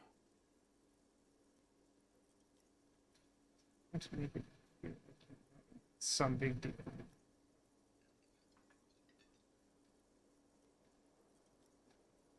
No? I think try to guess is the opposite of this, right? For some reason, the way the sentence is phrased is causing me to short circuit. He does not want to make it feel like you knowing it is some big deal. No. The most dangerous cryptid is a carnivorous ruminant, known colloquially as the dread moose. The dread moose? Yes. The dread moose subsists entirely on flesh. It has even been known to dig up fresh graves in search of sustenance. Does it attack people? Human remains have been found deep in the forest, torn apart, then trampled into the mulch by large hooves. Infer from that what you will. What's it look like? Is it like a big moose? Just like an ordinary ardent moose. How do you know if it's ordinary or dreadcon? You can't. Oh That's no! what makes it so dreadful. That is dreadful. And hard to identify. I'm 100% behind the dread moose. It's probably real. Of course you do. The bodies found in the forest are just one piece of physical evidence. There's more. Sightings in Vasa, reaching back 4 centuries. But, of course, nothing satiates the skepticism of. Can I tell him about the 8-eyed Territorn? I don't think that was on the list. A detective. Pardon me, I did not wish to seek conflict. It's simply my training to question things. Understood, Lieutenant. Doesn't look like it's on the list. I know the biggest cryptid, the giant of Coco Nura. That's impressive, I guess. But have you seen it with your own eyes? No. Of course you haven't. Have you seen it? I haven't had a chance to travel to Coco Nor. No. And I likely never will. The Samaskil desert region has been embroiled in a small civil war for the last 8 years. Oh my god. I fear this mindless barbarism may have wiped out the elusive creature entirely. That Sightings seems of challenging. towering luminosities have grown rare recently, while they once used to be constant.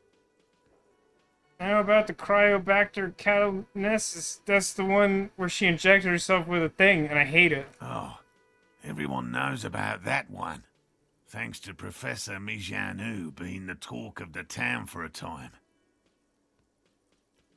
He coughs inaudibly. A bit of jealousy there. He'd want that glory, truth be told, even if he'd have to inject himself with bacteria to get it. I guess I get how this would be electrochemistry, but that feels like a weird... Although, probably because her life ended as a result of her work in Gutler, no one remembers her contributions to the search for the Nongok. The Nongok? A flightless cursor owl found in the Seminine Isles. Its long legs permit the Nongok to run faster than any other avian. It's Perhaps Roadrunner. any other animal. Who knows? It's Roadrunner as an owl. When it's not hunting its prey in this manner, the Ock hangs from tree branches, like a bat, waiting to dive on hapless prey below on the jungle floor. That's concerning. Mijanu liked extreme animals, you see. One of the few figures of the academic establishment I respect. Really a shame she disappeared. When that happened? Oh, decades ago. In the 30s. I didn't know her personally, of course. A chasm of academic pretension still stood before us, even though she had unusual courage for someone from the other side. I guess I'm out of options. By all means. Alright, I guess I'm out of options. Hey, wait, can I ask Gart about the secret passage? Hey, was there something you needed? Another I saw a weird thing. Great. I love those. I don't want to say 2. I'm not trying to get her in trouble yet. But we'll revisit that if she proves that she's my enemy. I saw a sign that said I couldn't go into the kitchen. I don't remember that happening, but I assume it's true. Why can I not do that? Gretchen could go anywhere. What are you, a cook now? That's none of your business. But there may be something pertinent to the investigation in the kitchen. He wasn't pan-fried. He was lynched. What could the kitchen possibly have to do with... Fine, okay. The kitchen is closed until 1 p.m. because the cook is working. You can snoop around after that, if you must. The weird thing is, nothing ever seemed to prohibit me from going back there, so this seems inconsequential. Yes? Okay, bye. I guess I should... You know what I should do? I haven't saved in a while.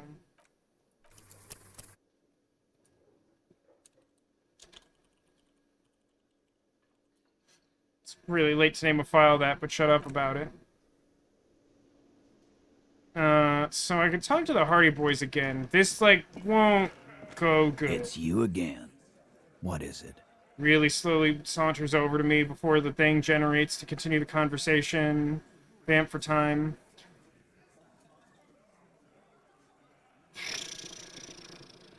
I mean, 4, I guess. Fuck. I knew that fucking whore couldn't be trusted. You guys are such good friends. You've hit a nerve. Titus is furious. No, more than that. The loyal Titus feels betrayed. For the record, Titus Hardy did not explicitly specify the victim as a whore, nor did he say anything about trusting her. Sure. Oh, shut up and stay out of this, Liz. He raped her. He was out of his fucking mind. You have no idea. I mean, I've been trying to figure it out and, like, have an idea, but, like, most people are, like, not helping.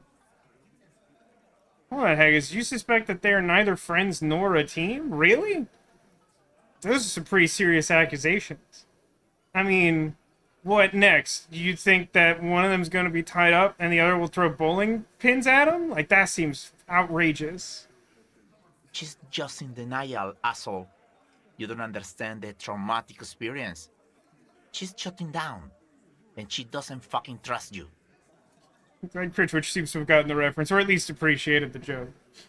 Someone recently sent me a clip. We were talking about the Muppets Disney Plus show, which I still haven't finished watching, the Mayhem. And she sent me a video to that conversation from the Muppets movie from, like, 2016 or whenever that was, where...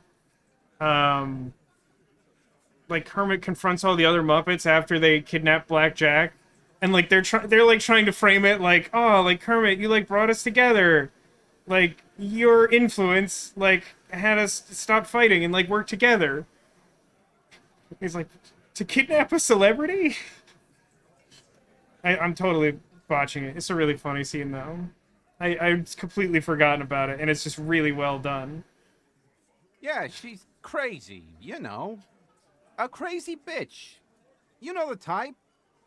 She's fucked up. Thanks, Shanky. What a nice guy. I think the dialogue goes something like,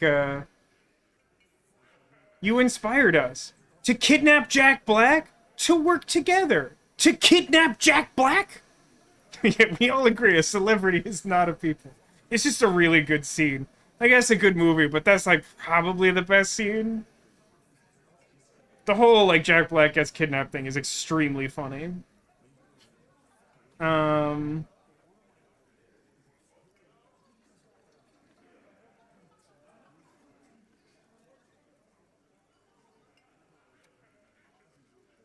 not these guys' friends, and I asserted my authority already. She told me the truth. Maybe. Probably not. I've been compromised. Lawman, I'm at the end of my goddamn rope with you.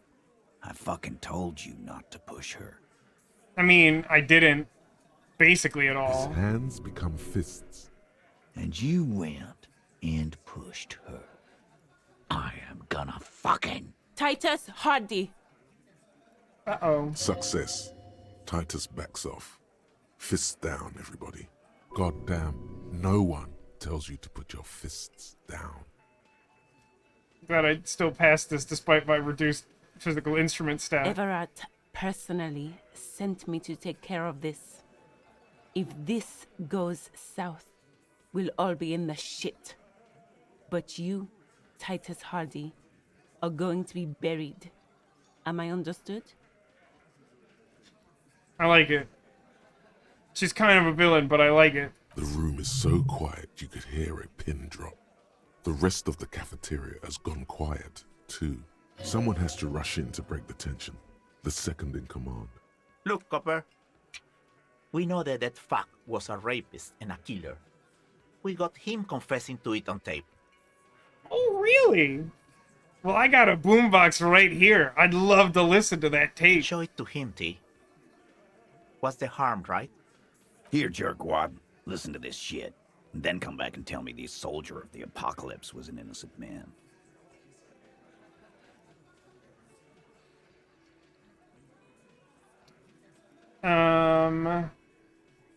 Where did you get this very peculiar tape? You think we go into this shit deaf and dumb? You RCM aren't the only ones who know how to bug people. There's no university degree for that. Bug them how? And also kind of when? We have machines. We're in logistics. How do you think a harbor works? It's advanced stuff. I don't think a harbor works, like, inherently with, like, a lot of surveillance equipment. Understood? You've listened in on their communications. How long? Since way before their chief started taking swing lessons. Things got nice and quiet after that. Which one is doing the advanced radio work? It's not advanced. You just hold up in a coop all day, writing down what they say. It gets hot as hell in there. Really sorry, Fat Angus. Don't put yourself down, Angus. It's important work. Yeah, man. You're like a radio genius or something.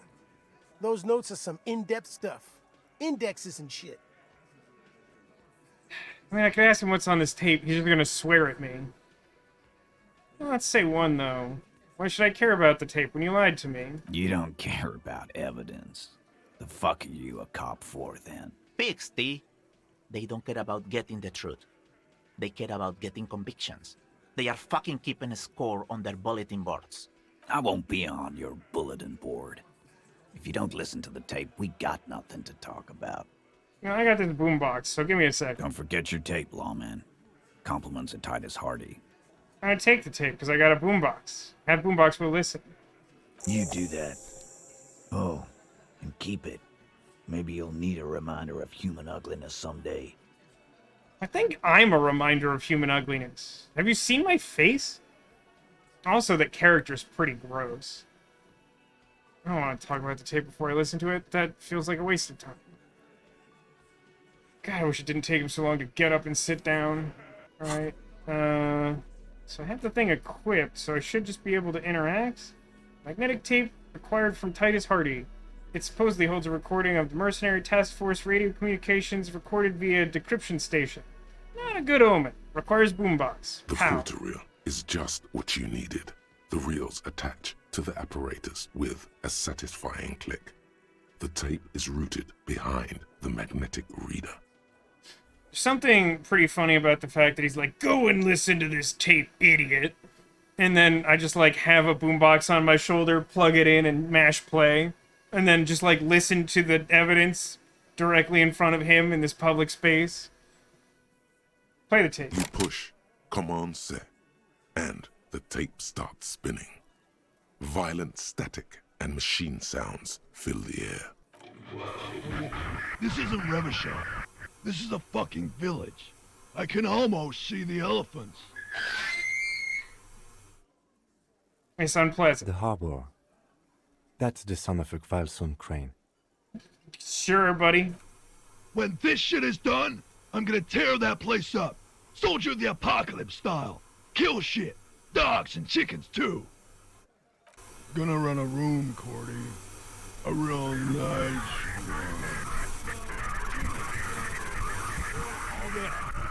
one. I don't give a shit. I'm fucking done. I'm done mentally. I'll fucking do them all in. Rape that disco cunt on the counter. You know, the dance a whore upstairs. Do it Kohoi style. Never did get that taste out of my mouth. The lieutenant presses the button marked Arrete on your portal-reel. The tape stops spinning. Who's that at the very end? Silence? End of recording. What do you think? It seemed authentic enough. Probably recorded off the shortwave, then edited to seem more incriminating. He sounded like he was on patrol around the harbor walls. He did sound kind of inebriated.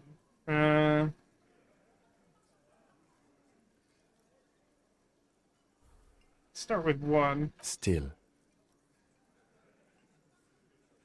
You're familiar with this look now. It's his look of suspicion. There's more going on here than we know.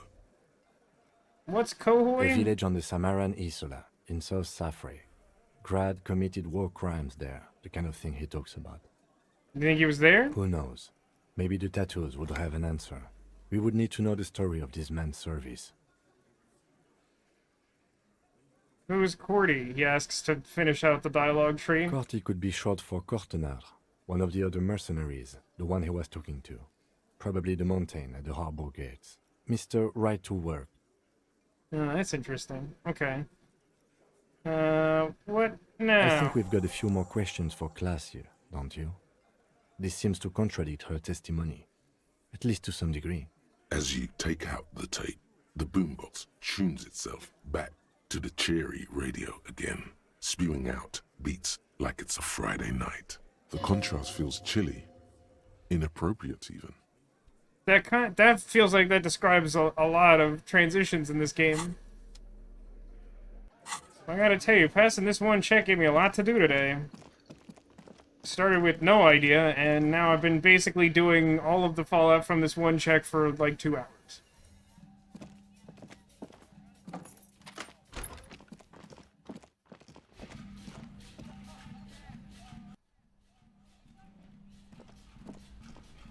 It's weird that that room is like a separate location of sorts. Hello, officer. What brings you up here again? Janice Hardy gave us a recording where the deceased states his intention to commit rape. She puts her coffee cup down with a soft ring as the porcelain meets the metal table. Is that the helmet? No, I know it's not. I'm just being a jerk. Did he? I never said he was a good man, or that he had good intentions. Only that he was never bad to me. On the tape, he specifically identifies you as the target. Where did they get this recording exactly? Duplicitous means, why do you ask? It's intercepted radio chatter of the deceased, recorded via de-encryption station. It's authentic enough. Does he say he's gonna do it Soldier of the Apocalypse style? Those do happen to be the words that he used, but hang on a second. If she be lying to me, should I be lying to her? I mean, 2 of these options are yes. Is this one of those things where... Is this one of those excavation of Hobbs Barrow style things where it asks me whether or not I want to tell the truth, and then it just gets mad at me if I lie, and it doesn't change the story in any meaningful way?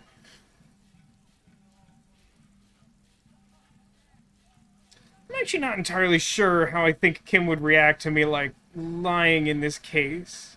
I feel like it's a thing that, like, a lot of police officers do in real life, is just sort of try and isolate their response to some evidence by, like, not corroborating something like that until absolutely necessary.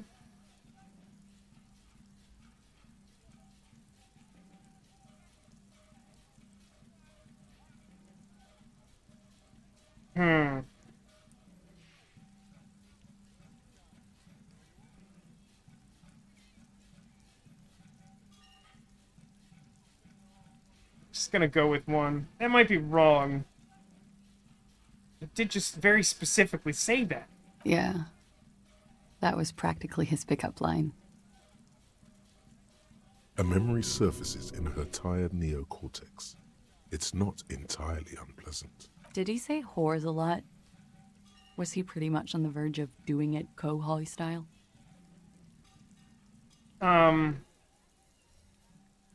Yes. He liked the way it sounded when he said it. As to Kohoi?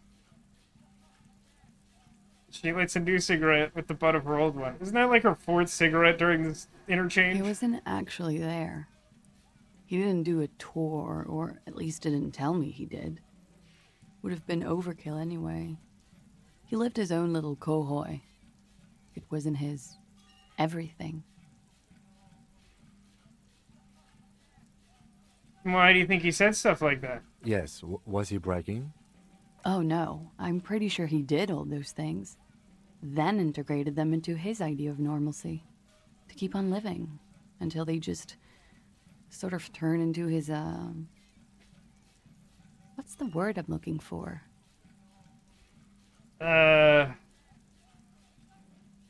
It's kind of all of these. I feel like coping mechanism is maybe the most accurate one. Running joke. I was gonna say running joke. And it sounds like you didn't even get the good bits. Lely's punchlines got way, way funkier than that. Do those constitute punchlines? It was like the Seminoles conflict, the Kohoi massacre, and the 36 famine in Yezut all rolled into one person, then cast in Orani ceramic armor, which he wore in bed and in the shower. That's some amount troubling. But I guess... No, there's no good to be made.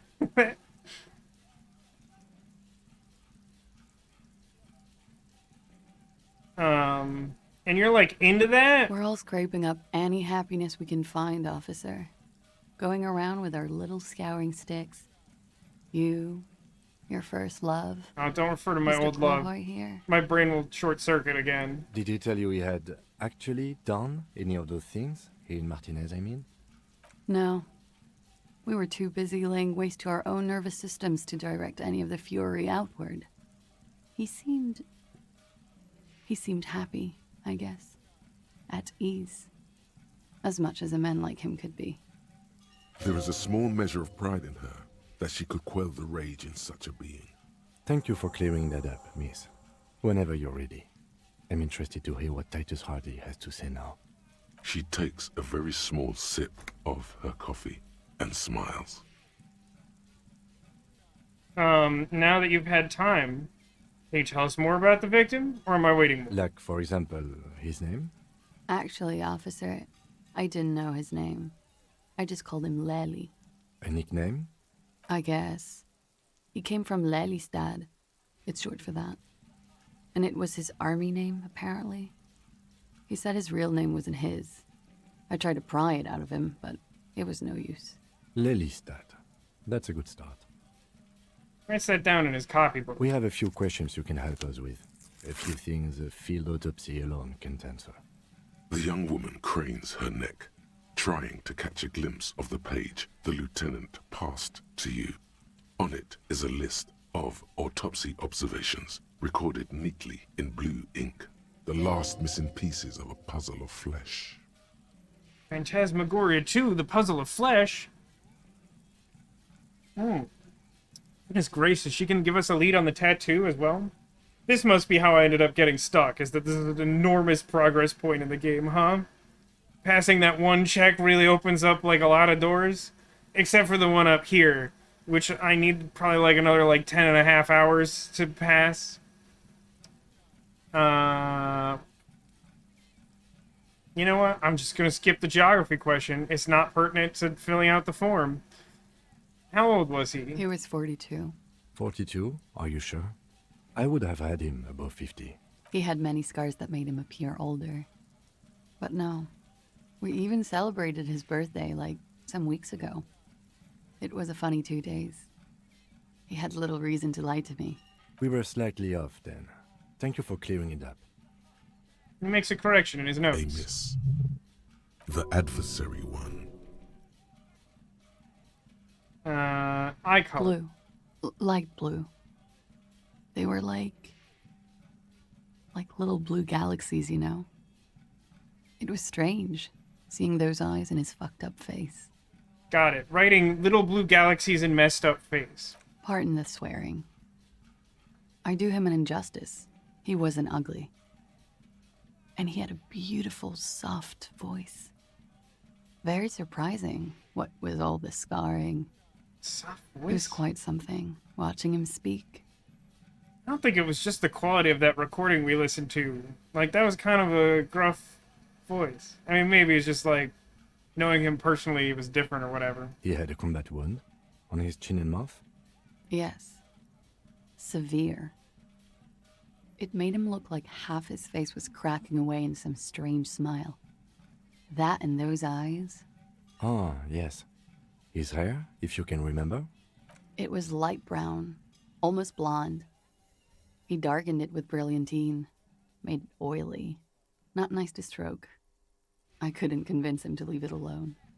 What do you know about his tattoo? Oh, that. It's clear she liked it. You liked it? Quite a lot, yes.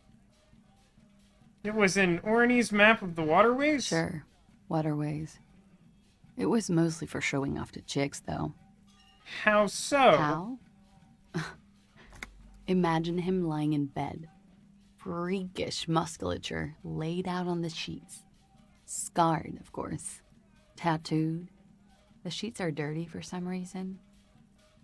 I regret to inform you that I spent 8 hours thinking about it, and I'm no longer obsessed with my own sexuality, so it's very difficult for me to picture that. He's smoking and drinking, of course. And his chest and shoulders and arms are studded with stars. Tens, hundreds of them. Maybe even thousands. And the woman goes like, "What was this, baby?" And he says, "That was too hardcore. Don't ask me about that." So she goes, "Okay, but what's this, baby?" And he's like, "Saw some bat shit there. Killed some loincloths." And so it goes. Star after star, port after port, third world country after third world country. And he's done horrible things in every single one of them. He just says he can picture it. Tattoos are pretty hot. Can you corroborate, like, this all makes sense? It's really hard for me to picture, you know? So you were the woman in this scenario. Oh, yeah.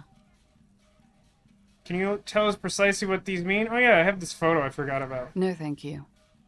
I've seen enough of him dead. I can tell you what they meant without looking at them. Okay. Go on. He was a blue-eyed boy with thick arms, from a small town. He was also poor, and the government of Orania needed some people killed, so they turned him into a grotesque killer. For money. He went to Killer Academy in Vredefort. Then he killed some people on the Semenine Islands. And on other islands, too. All of the islands. After this, he came to Revachol and got killed himself. Okay, completed the victim's tattoos, gained plus 30 experience. How did I then gain an additional plus 5 experience? Should I know why I gained a separate amount of 5 experience? Thank you for clearing that up. Change of topic, perhaps?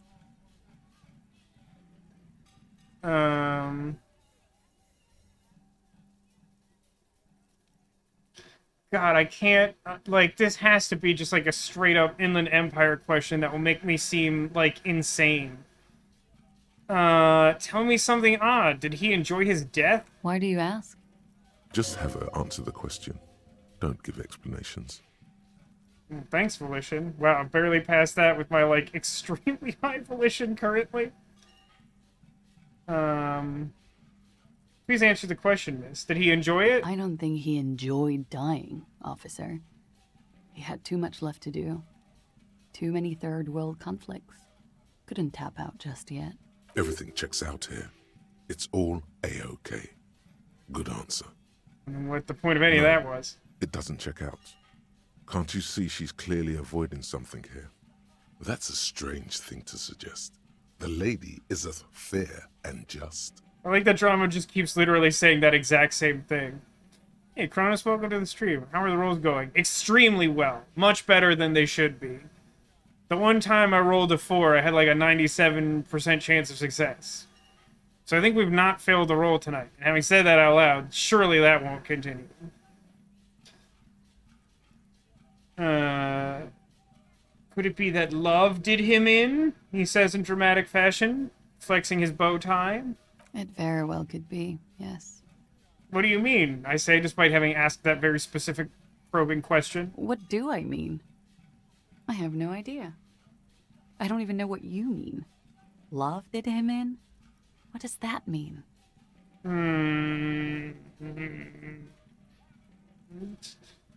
Should I say 1? Kim, for some reason, didn't get upset when I said, like, a completely unhinged thing just now, asking her if he liked dying. Now if I allude to this... Now if I try to remember the pain that I felt in a dream, do you think I'm gonna make this worse somehow?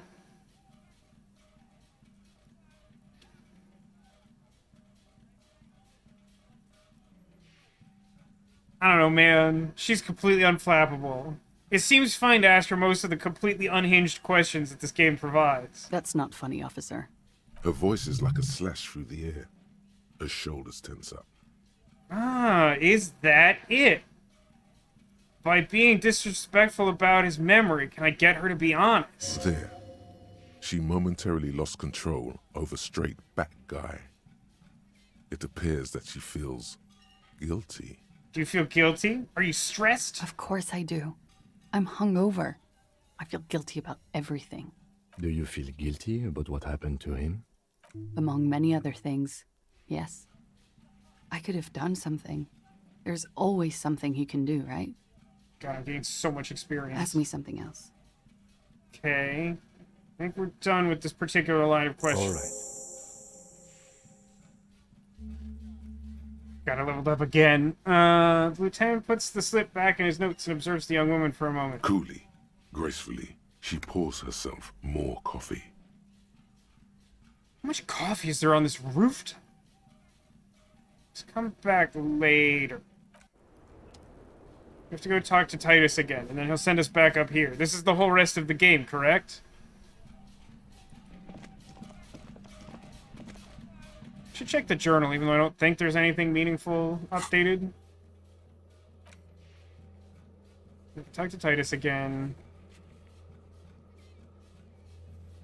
No, well, I have a quest to go up and ask her about what happened before I lost my memory. That's probably worth doing. She's pouring herself coffee one-handed while standing. She seems to be a very impressive woman in various ways. God, this perception thing is so vexing to me. I don't know why I've started saying the word vexing so often, but it's good. It's like my style. I need a way to reset that one check. I really want to get information out of the body, and I don't know how to do it. And I don't want to steal the boots until I've done it. It's really annoying. I like that these police officers from my precinct have been hanging out for like a day and a half, and I've only briefly spoken to them. It's you again. What is it? Give this several minutes.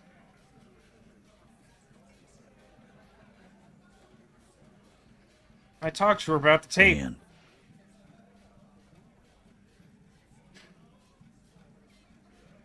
I don't know why you're so fixated on the crumbs thing. It just comes out sometimes. It seems relatively normal to me. I don't remember the other thing you're referring to, Demolition. I'm sure that happened. Generally, the notion is called preconscious priming. Sometimes if you, like, hear a phrase that you wouldn't normally say, and then you're struggling to come up with something, that thing springs to mind. He tenses immediately. Chest tightens. Jaw sets. Ready for another blow. No, I mean, I don't know if you're joking, Demolition, but I'm referring to whatever specific word I said in Pokemon. I don't think that was also vexing, was it?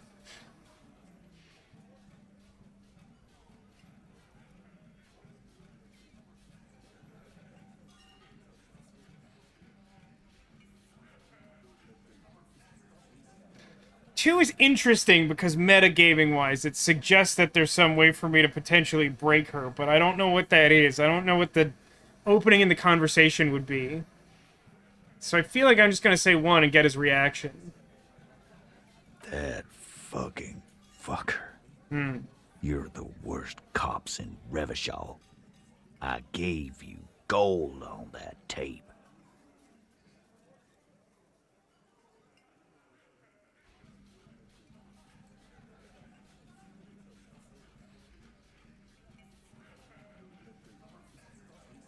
It's dark stuff, but it doesn't prove anything. Dark?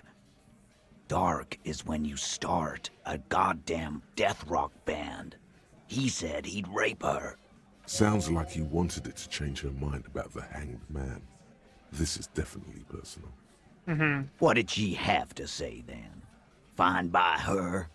This is what people are supposed to be like? Fucking whoop-de-doo. Pretty sure she did not say whoop-de-doo. I do think it actually made her a little nostalgic. That's true. I mean, definitely all of these are accurate. I'm trying to decide if I specifically want to make him upset. Because if I do, 3 or 4 seem good. If I don't, 1 seems good. 2 is probably not what I'm going with.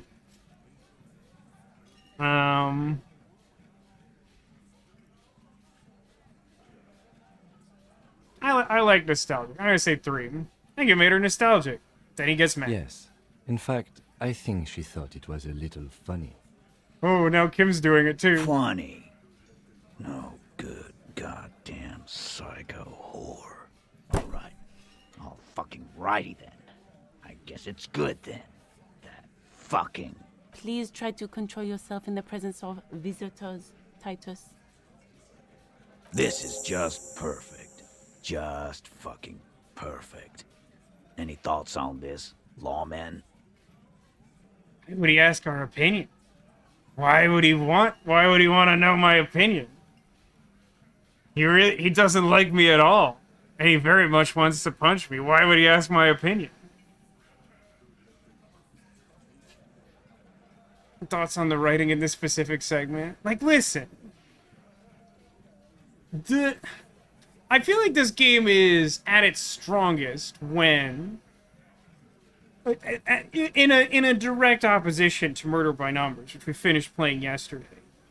The main driving part of the story seems very detailed and thought out, and the motivations of the characters is very well thought out, and the ability of your skills to identify things like motivations and subtle cues and stuff, and to contribute to the conversations in that way, all of that is very effective and very unique to this game, and extremely well done.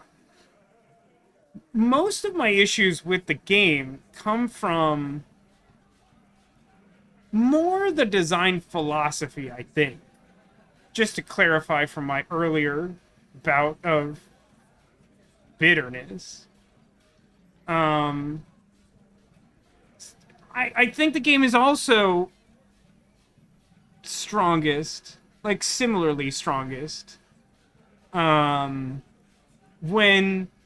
you're doing something so nonsensical it can't matter at all.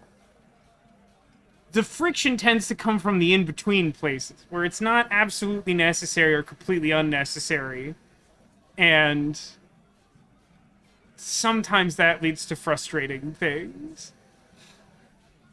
But, like, I like that there's a really weird way of showing,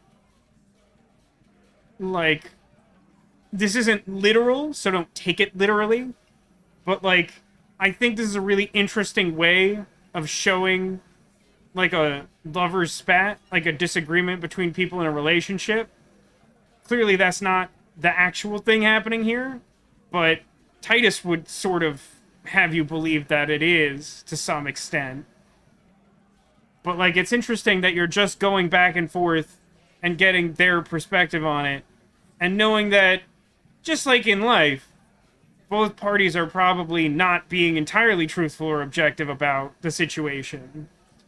But I like that they're both strong enough characters that even when you get some sense of where they're withholding or being untruthful, it doesn't all shatter like the end of a Phoenix Wright case where you just like finally find enough evidence and then they immediately confess to everything without relying on an external party's judgment. Colonel says, I missed yesterday's stream completely and had a dream that I finished Murder by Numbers. I mean, is it possible that that dream was of odd? Because we finished Murder by Numbers. Okay, so he asked for my opinion for some completely bananas reason. I think it's personal for you. I think you had feelings for her. Maybe she isn't who you thought she was. Maybe she's still in denial. You know, like a defense mechanism. I think I want him to be mad, right? Like, he comes closest to telling me the truth when he's mad. So that would probably be 1 or 2.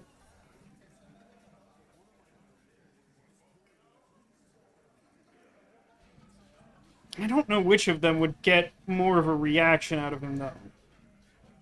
3 feels like it's supportive of him. I think I end up saying 4 regardless. But I feel like this is an opportunity to, like, prime him to make a mistake.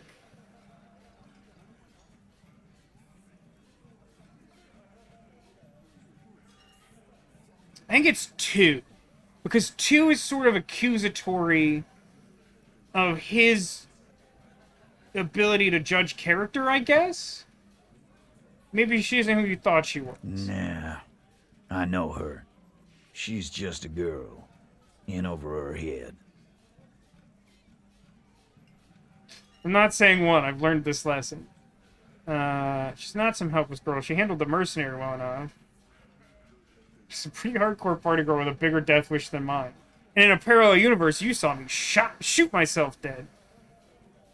No, here it's definitely 2. She's not helpless. She handled that, like, completely dangerous guy and, like, didn't even care at all a little bit. Handled him?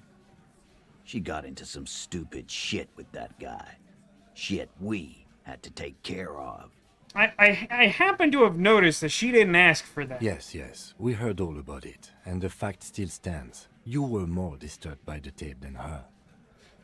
Okay, if this is how this works, let's go back to 1. I think it's personal for you because you had feelings. Yeah, they're all queers. Can't bump, hard fist, or anything. This line is dramatically different than what was read. Everyone's got feelings for each other. Where are you going with this? That's all right, Glenn. I just thought, I thought anyone would come around if they heard that shit. Apparently I was wrong. Yeah, that was fucked up. You wanted her to see the man for what he was. Now that you know, you might want to lay off this topic, or else you might antagonize him. I mean, I did antagonize him intentionally. I just got too worked up. Big man lost his shit. It's cool now. Do I want to say 3? I'm still not sure if there's going to be some check where I ask him to be straight with me and he just doesn't, and I have to, like, press him somehow.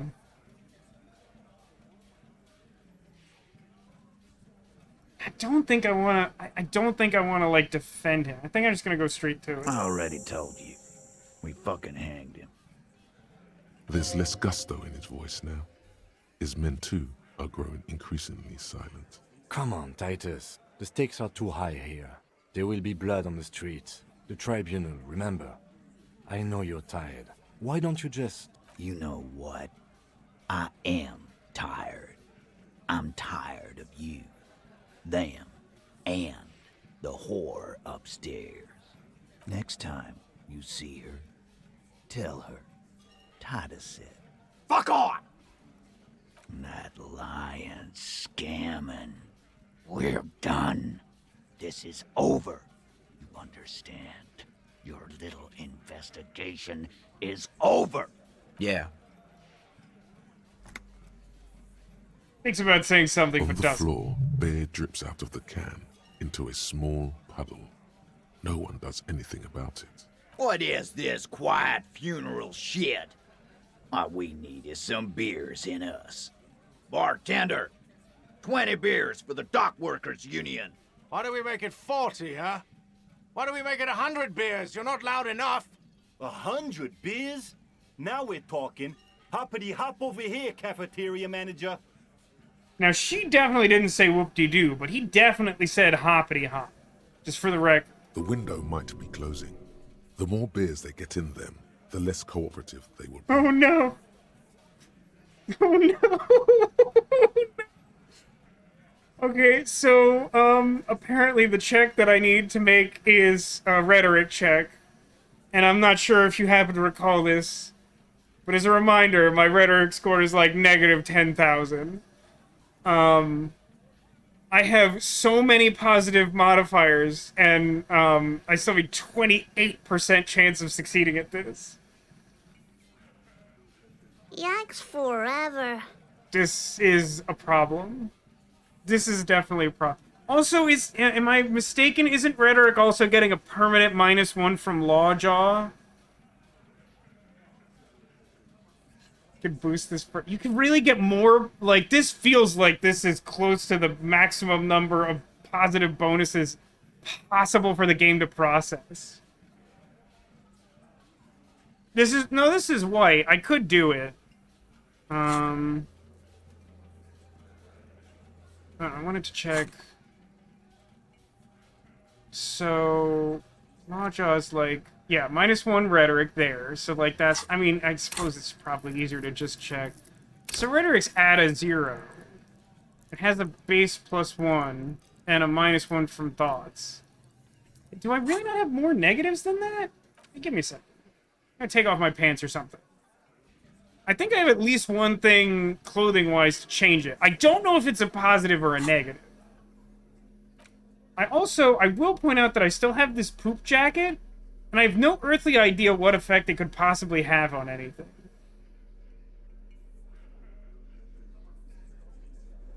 -1 rhetoric.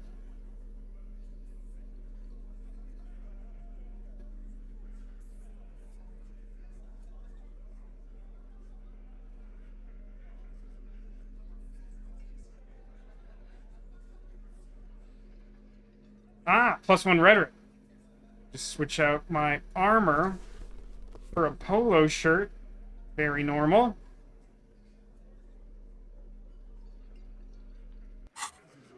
Alright, let's go ahead and check that check again. I should probably have saved first. Is it supposed to... I'm unaware of the ownership of the poop jacket. I tried to look at it and I took psychological damage, and then I marveled at a seagull for a while. I'm actually gonna save. Pardon me. This is gonna take 1,000 years.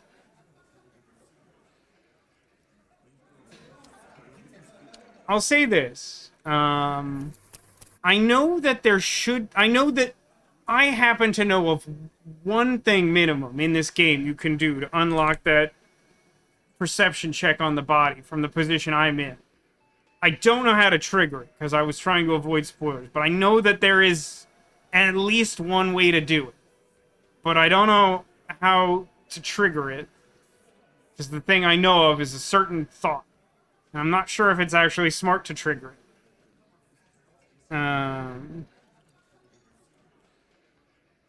Even if I knew how to trigger it. It's you again. What is it? So it should... What's between 28 and 42? Oh no, it jumps straight to 42. That's weird. Why would +1 be such a big jump? Is that really how the odds work out? I'm just too stupid. It's interesting that surreal play is a modifier.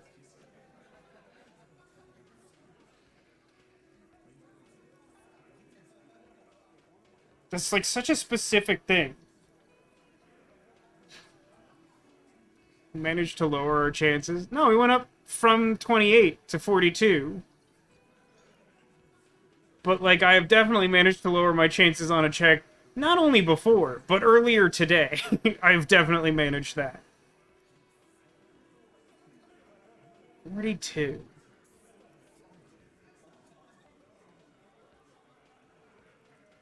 I don't know if I should do this. Let me...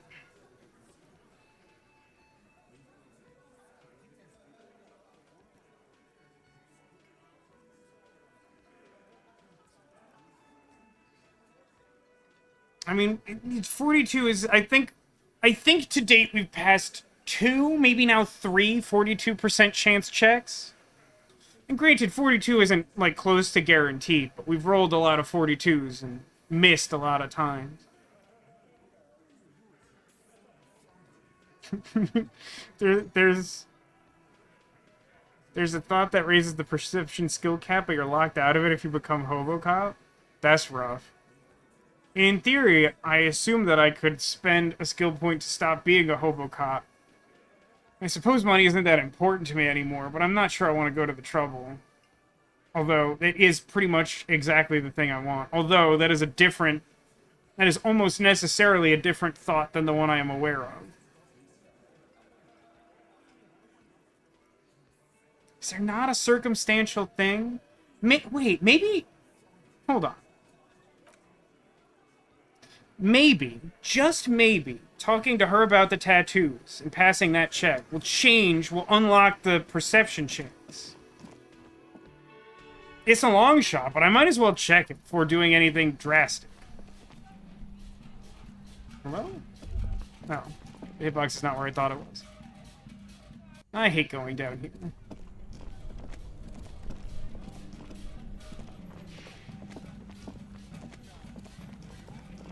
Really nervous right now. Let's walk very slowly up to it. The bear's eyes are still glowing it's still locked. It's guarding over the freezing corpse hidden inside its belly. I want those boots, but I want to pass the check first.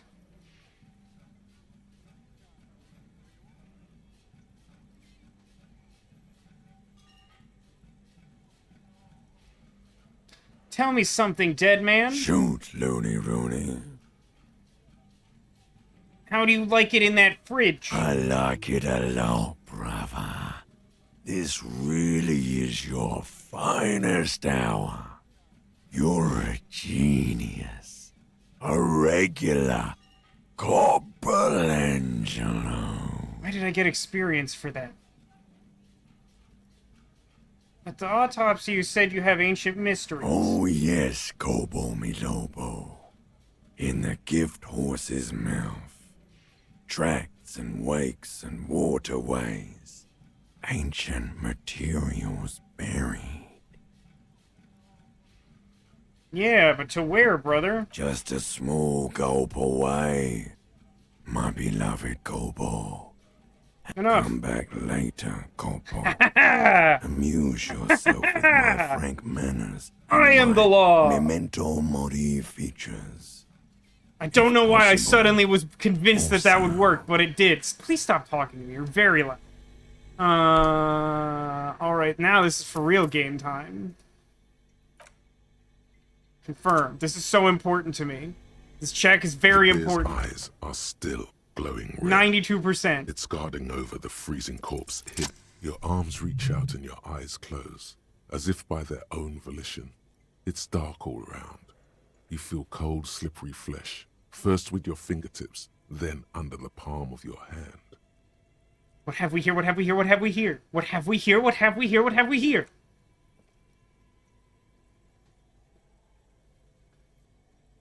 His face, his cheeks, his nose, his fat, swollen lips. Like a spider, your hand crawls over his features. Everything is silent. Do I really want to crawl up his nostrils? What did we roll? We got a 5. Surprising no one. We rolled a total of 5 on 2d6. Why would we not hold the boombox while searching the body? Don't be ridiculous.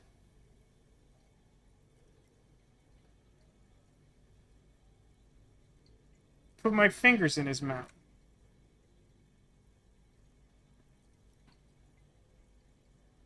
The oral cavity is cold and moist. A ball-like tongue attaches itself to the base of the mouth, lolling around like a scallop. You're on the right track.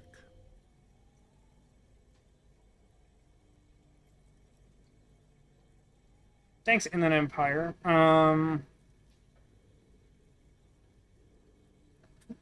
Play with it. The tongue moves freely in the cavity. The mucus of the mouth is slippery, delicate to touch. From the soft meat, teeth are budding. Hard pearls of bone in the gums. And in the back of the mouth. Can you feel it? You're so close. Rip his jaws open now. Look in. Open your eyes. And look! A vision of black and dark red death, pried open by your naked hands and studded with teeth. Looks like he's laughing. Death fumes rising from the throat, and there, in the back of his mouth, above the bell of the uvula, right in the soft palate, you see a hole, barely visible to the human eye. It is swollen shut, almost vanished. No larger than 0.4 centimeters in radius, the edges appear darkened. I mean, I'm pretty excited about it. I'll have him say the swear. Mm-hmm. Keep going. Touch it with your finger. A black trickle of liquid runs into his throat from the wound. Definitely put your finger in that. Your index fits right in there. A tight tunnel of flesh opens up. Tissue damage. Wide enough for 2 fingers. As you push both in, you reach through his mouth, right into his brainstem. Brainstem? Yes, that's what this part is called. You've seen the drawings. You've studied them. Feel around first. The basal ganglia feels clumpy.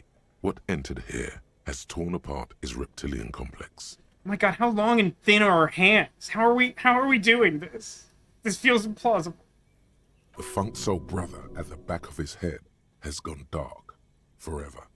Push deeper. Your fingers slide into the remains of his limbic system.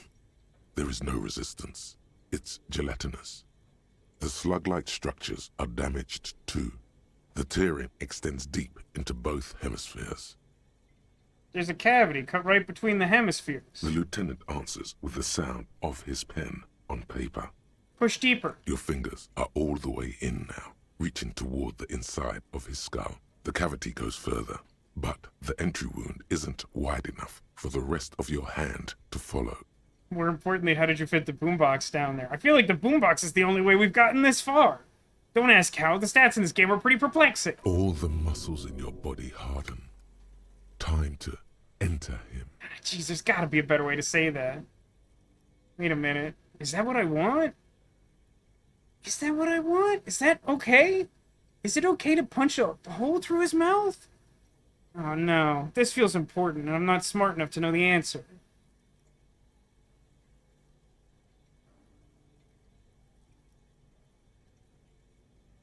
Why can't I ask Kim? I want to ask Kim this.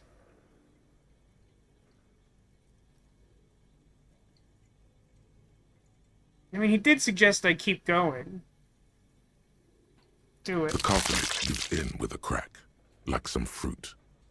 Just like that, your hand is in his head. Strange fluid streams down your wrist, and then you feel it with the tip of your finger. Sharp, serrated material. The edges cut right into your skin. The pain is barely noticeable under the adrenaline rush. I feel a solid object right under the skull. Can you get to it?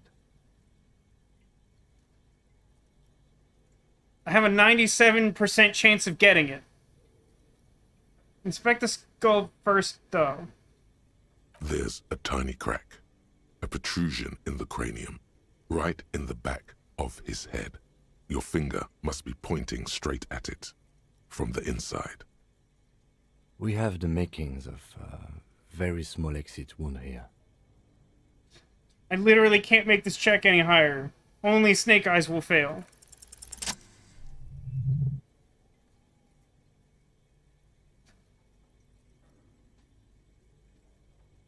You pick the object between your index and middle finger. Feels sharp, like metal. You press your teeth together. Your jaw is clenched. All you need to do is just... I got it. Good. Slowly pull fingers out. The inside of the head feels cold and smooth, like a glove. Sweat dripping down your brow. Careful not to lose the prize. between your fingers. With a plop, your hand emerges from the mouth, covered in blood, up to the Gross. wrist. Between your fingers, a small flower, a blossom made of lead. How's your breath for that roll? It was a close one. It's true, but we've been on a roll with the rolls tonight, that's for sure. A bullet. Takes out an evidence bag. Drop it in. Pack it up, pack it in. Let me drop it in. Falls in the bag. Snap up to the leaving a boombox. smattering of blood on the plastic. He raises the bag under his eyes and says, A non-caliber. Rifled. Some kind of brittle alloy. Fractured on impact. Neither of these seem appropriate to say, but I'm going to assume that the implication is he should take credit for the find, and that I'm fine with that. I'm a superstar. I'll get the credit because I just, like, I'm always awesome. I have all those, like, perforations on my sticker or whatever. No, you deserve it. We can log it later. I'm concerned about that. I don't think I want that in my inventory. We need to add an item to the injury list. Injury number 4. Oval entry wound with an abrasion color. Soft palate, back of mouth. High velocity. Temporary cavity in brain tissue. Small exit wound on the occiput. How does that sound? Did he try the gun thing? Sounds about right. Opinion, fatal injury.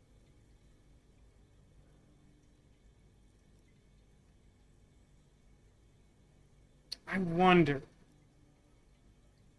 Is there any reason to say 3? That feels like a red herring at this point.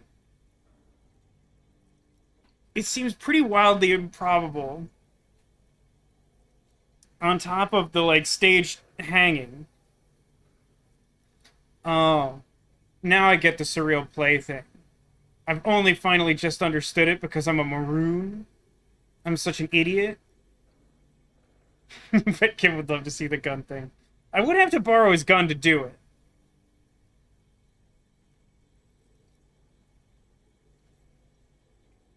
I think this is correct. It just seems insane that there would be like 2 levels of subterfuge on this. But why your hand? Why look at your hand? It's just covered in like blood from reaching into a man's head. Agreed. And one last thing. We can now fill in injury number 3. Ligament mark. Opinion non-fatal. Post-mortem. Treatment.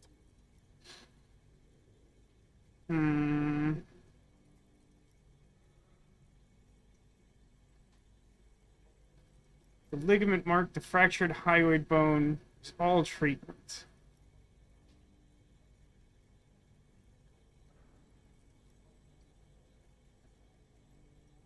I'm gonna ask treatment, because I'm stupid. Treatment, officer, is an attempt to manipulate the body after death, to hide the real cause with a false cause. In this case, this injury here. Sure, then all that stuff is treatment. Yes, and the belt around his neck, the hanging, even dragging him to the yard. All of it was done after this man was already dead. Dead daba-doop-doop.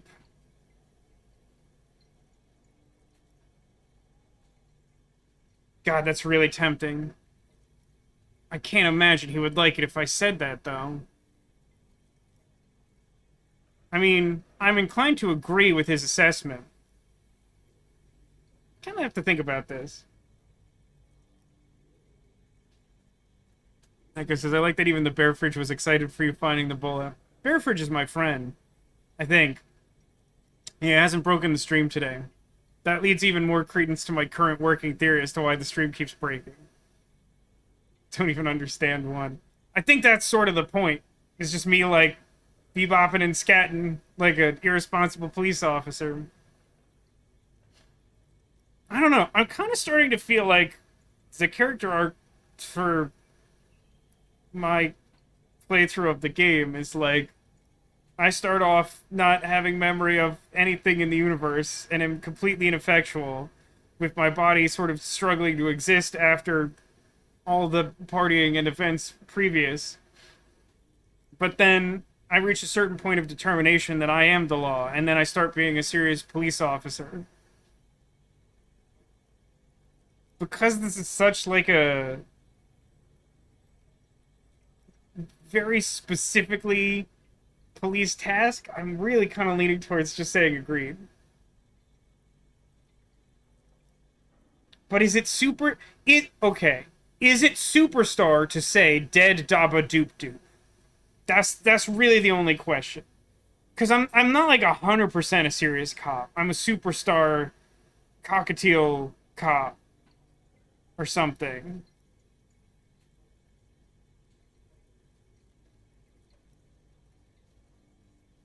I'm waiting for chat. I want chat to input on this. I don't think it requires a specific poll. But the question stands. Is it superstar to say dead daba-doop-doop? Okay, chat is in agreement. Dead daba-doop-doop. Dead. Oh, very good. Agreed. I have had my doubts since you showed me the tracks. Why did they carry him over? Why not march him, I thought. There was no satisfying explanation. There have been other signs too. Small things. We were right not to assign hanging as cause of death, as the perpetrators expected we would. No such luck for them. We didn't fall for it, he thinks. There's pride in there. I think I need to wash myself. Gosh, I wonder if I am getting some negative modifier for being covered in blood. Oh, you really do. I am glad to hear you say that. Your room in the Whirling-in-Rags should come with a bathroom. Be sure to make use of it in the evening. Question. Does that also apply to my free room in the shack? I guess says it's also much funnier if Kim says after he was dead and you wait 2 full minutes pensively debating with yourself before saying dead daba-doop-doop. See, but like, to be honest with you, on some level, this is like insight to how I actually work, because I'm like always trying to make a joke, because that's my own like social defense mechanism, because I like never feel adequate enough, so I always have to make everything not serious, so that you don't like think critically of me. So like, there are often times in a conversation where, like, I'm quiet for a minute, and then I'll say something like that, and you're like, how long were you thinking about dead daba-doop-doop? And then I'll just make another joke, or have to pretend to go to the bathroom or something.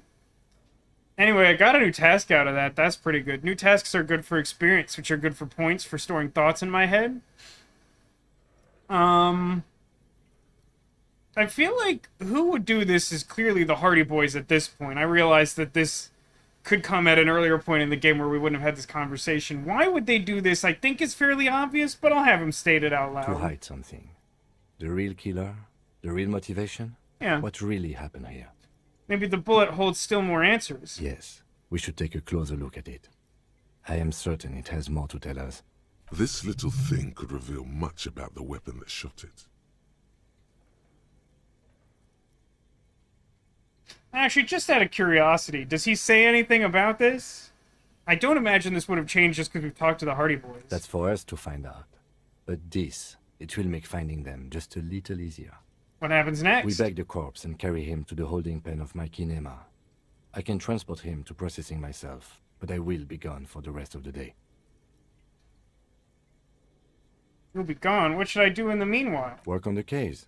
Tend to personal matters. Try not to do anything too dangerous. An officer needs backup in a neighborhood like this. Uh-oh.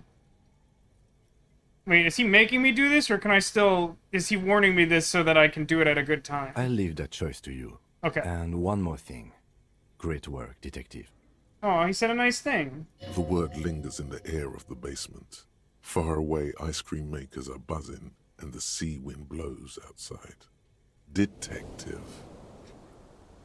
After you bag the corpse, Lieutenant Kisturagi will leave the party until tomorrow morning. You can do side tasks, and even the main case, but it might be more difficult. Plan his exit accordingly. Okay. So... Okay. Metagame question?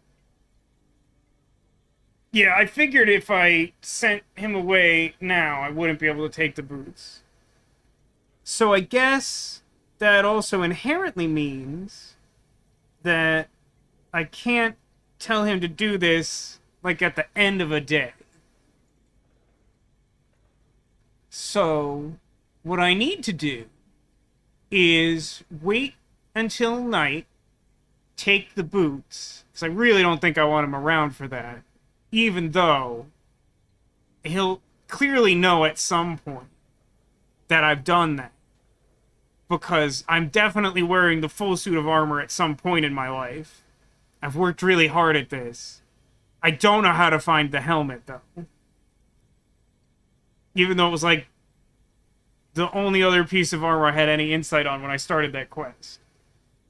So I wait until night, I get the boots, I do a good amount of detectiving tomorrow, and then tell him to take it away?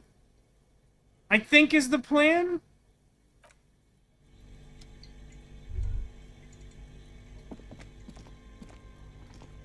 Wait a minute. I can interact with it. Bullet mushroomed out on impact. Now it looks more like a fanciful jacket button than something that could pierce skin, flesh, and bone.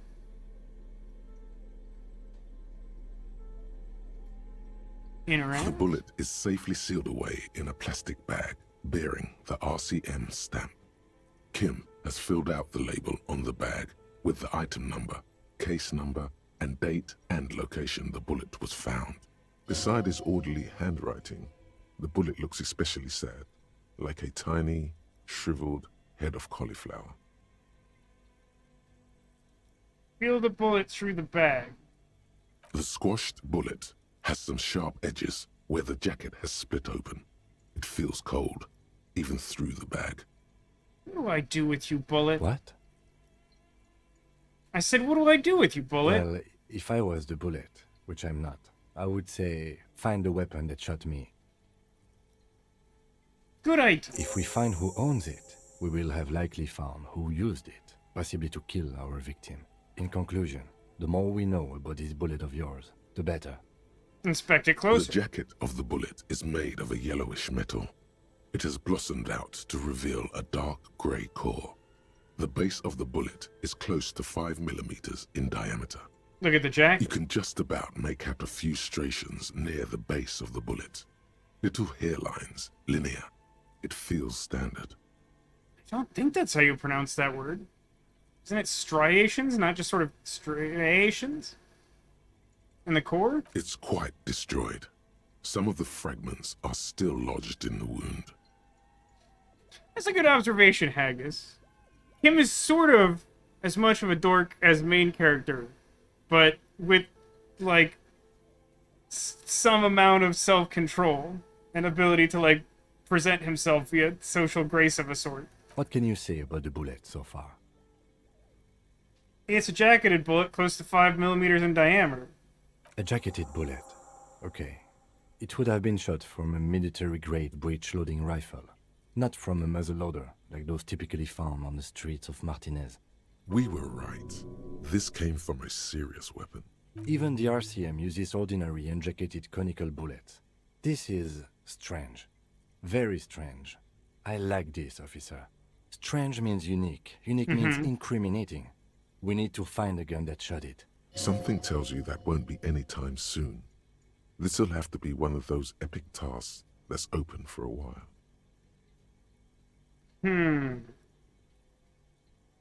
Now, I don't actually think I have any... No, wait. I probably have at least one article of clothing that improves my hand-eye coordination. It's interesting that just having the rifle and knowing its name gives a pretty significant boost here. So one more point in hand-eye coordination by putting on, I think it's glasses I have that help with this, which makes a certain amount of sense. I think that boosts us up to like a 70-something% chance. Let's put it away. Hand-eye coordination. Maybe I'm wrong. I think I have at least one.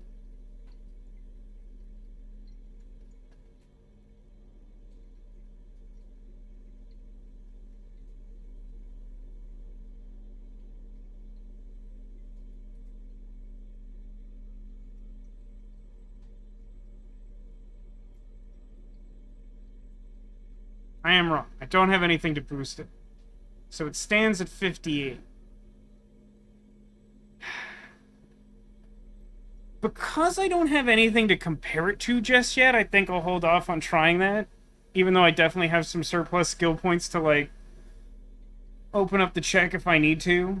It just doesn't feel like it's pressing just yet. But that secret rifle find was apparently pretty good. Like, +5 is a good bonus with really difficult check that seems really important. Outside. Man, I genuinely can't believe that any of that worked. That's all very exciting for me. Bathtub in your room. Good place to visit when you can have some privacy. So I have to smell like death until Kim leaves, huh?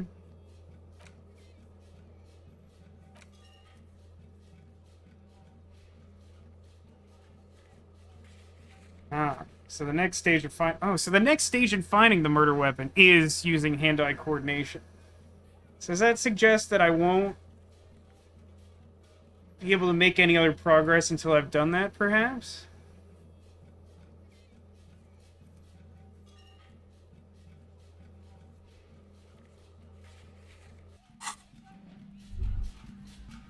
I'm actually doing now.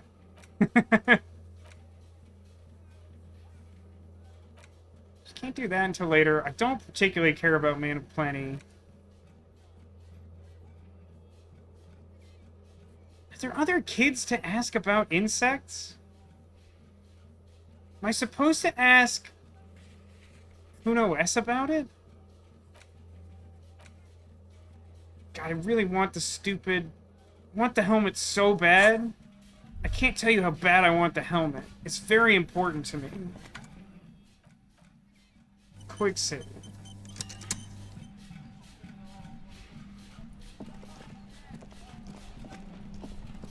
I don't think this will work, but I find myself driven to go see if I can ask Kuno S about insects. And frankly, she'll probably just swear at me and kick me in the head. Should wait a minute.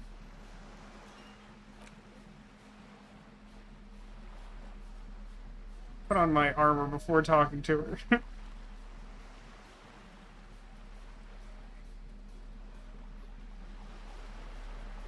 think I have any other authority closed. I'm frankly too lazy to check. Hey, did this reset itself at some point? An ordinary wall. Nah, it didn't. That's fine. I don't really care. I just noticed the giant hitbox every time I go through there. Oh, I've already passed her. Trying to sneak up on me again! Trying to snuff me out! So can't talk to her at all, huh? I guess that explains why that hasn't happened till now. Although an equally plausible reason for that would be because I don't really want to.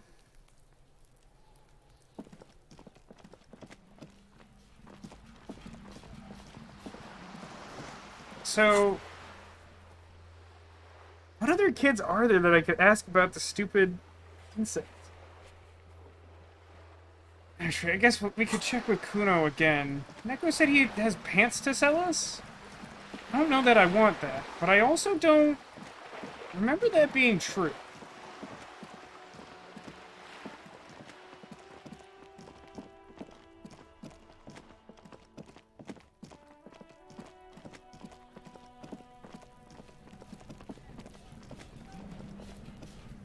Fuck does Kuno care?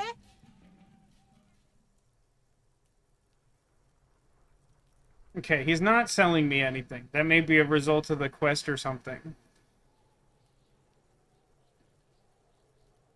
You know what? I'll ask him if he respects me. I can afford to take the psychological damage. You're dreaming, pig. A little. But don't expect anything to change. Good. Don't let him dominate you, Kuno! Fuck his fat ass! I don't think I want this quest. Kuno doesn't fucking... Oh, you're right. Bookstore kid is a kid. Man, I'm dumb. I'm staring directly at that kid thinking, like, I wonder if there's anything to do with her. Immediately after asking, what other kids can I ask about this? This is why I'd be a Hi, terrible Ace detective. Detective. Are you here for more books? I don't appear to have any ability to ask her about bugs, but I can ask her about that really suspicious woman whose family died. Oh, that's Auntie Billy. She's nice if a bit distressed. Literally your aunt? No, no, sir. She's a working woman who comes to look at the books a lot. Is she distressed because her whole family is missing and presumed dead? I think she is a bad husband. Not very nice or helpful.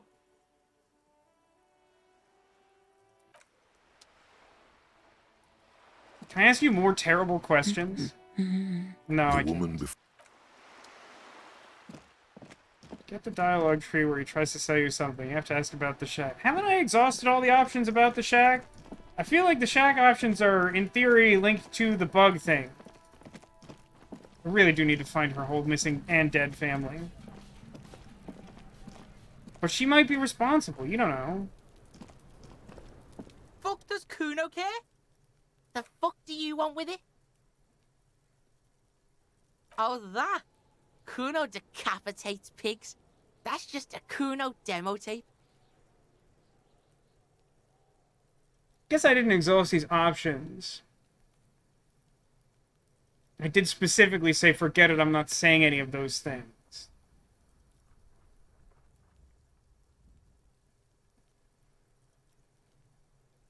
You're trying to send me a message? Yeah? To the both of you? Watch your ass in Kuno's town, or Kuno's gonna fuck your head off. Oh, that?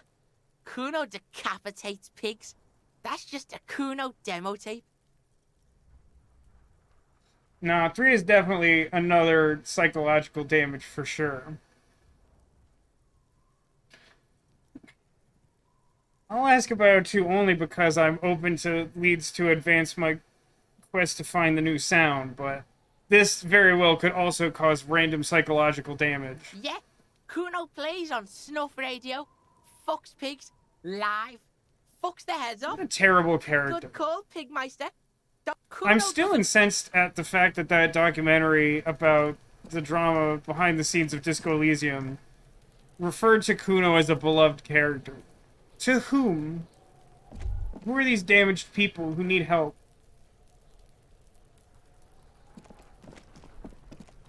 Okay, so for like the 6th time, then what am I doing? I guess I could go see... I mean... Is that check with Titus gonna change significantly until I have the murder weapon, which is probably him?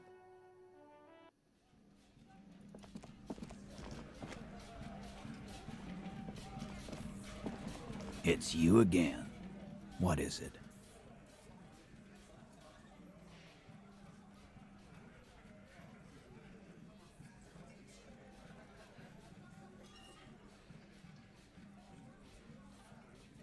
Compromised skill set known. Didn't I not say that to him? Was there a previous time when I had an opportunity to say that? Oh no, his compromised skill set. There was definitely a point where I could literally say to him that my skill set was compromised. Like, extremely literally. I mean, do the pants that he sells you do anything? The reason I hate my pants, I don't strongly care about style. Pretty much all the clothes in this game are extremely wild.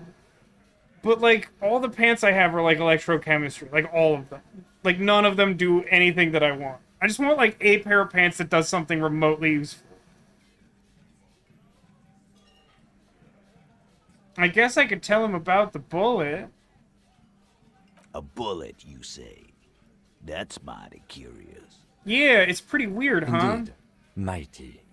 How did it get there? Well, there are so many bullets in the world, and so many heads. When a mommy and daddy bullet... No, that's something else. I guess it's only logical. At some point, one of them bullets had to end up in one of them heads. It's bound to happen again, you know?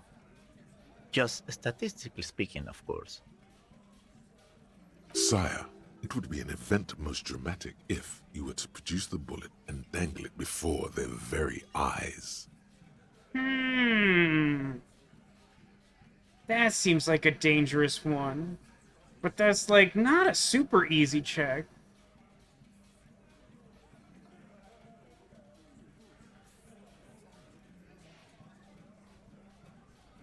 It would be dramatic, but is that good? Dramatic isn't good, necessarily. Also not necessarily bad. He called you sire, gotta do it.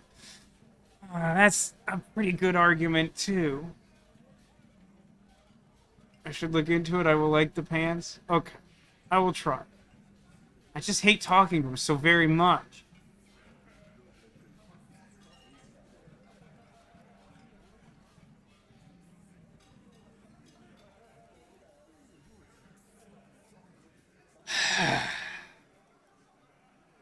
I guess my concern is this. These dudes are a bunch of thugs with their lawyer standing next to them. If I show them this incriminating evidence, there's probably a non-zero chance that they'll just try to take it, right?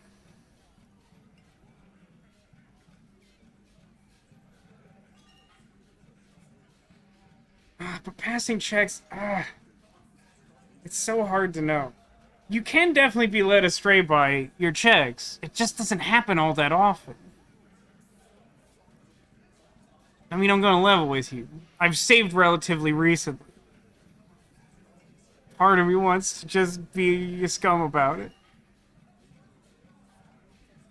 It's very dramatic. Wow! He's got it in a real evidence bag and all! Why don't you go home and log it into evidence?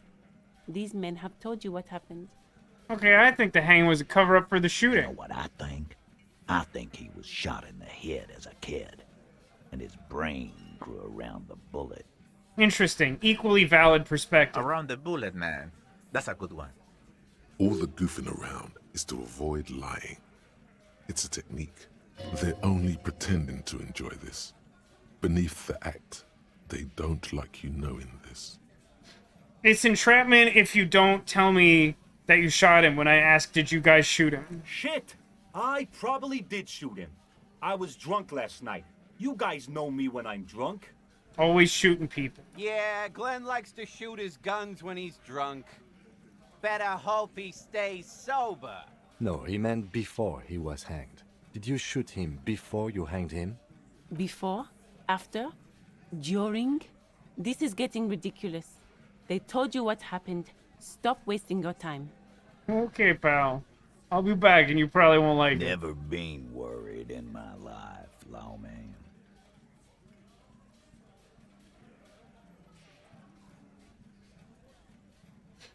So now if I change my clothes, this is like a 58 or something.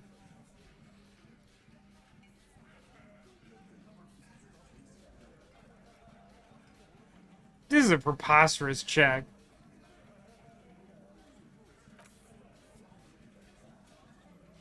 Let me go see about those pants.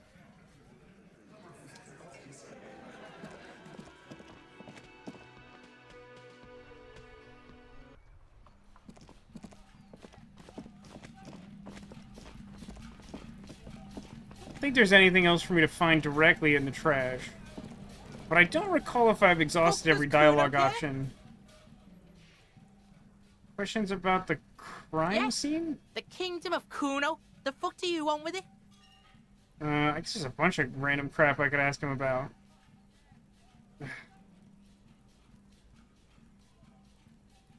That ladder yours? No, it's not fucking Kuno's. It's ancient. Look at it. He thinks you're fucking fool, Kuno. He says you climbed the ladder up to your magic treehouse. Get the fuck out of here, pig. Kuno doesn't have a magic treehouse. What's in the greenhouse? Don't know. Kip Das gardener used to work there.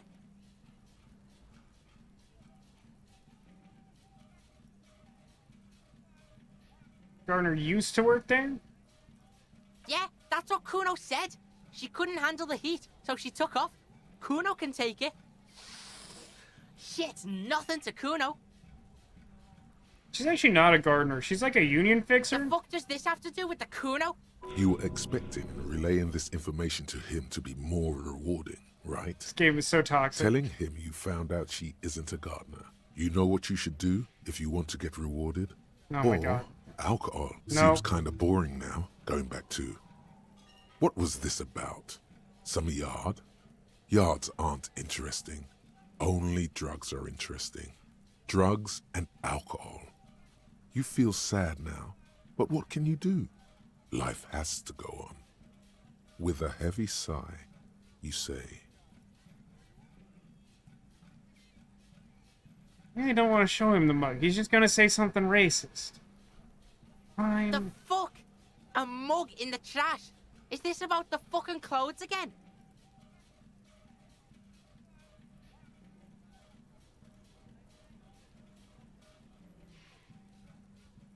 Does this racist mug have anything to do with it? Yeah. Kuno sees where this is going. Kuno's got that fast brain. You saying you picked it after the mug fucker? Cause he's the clothes fucker? I can't hear you, Kuno. Speak louder, Kuno. Someone has tampered with the crime scene. Shit, that's tense. Someone's going to the beat-down basement, huh? Mug guy gonna get tied to the radiator. God, every sentence that this character speaks makes me a worse person just for having experienced it.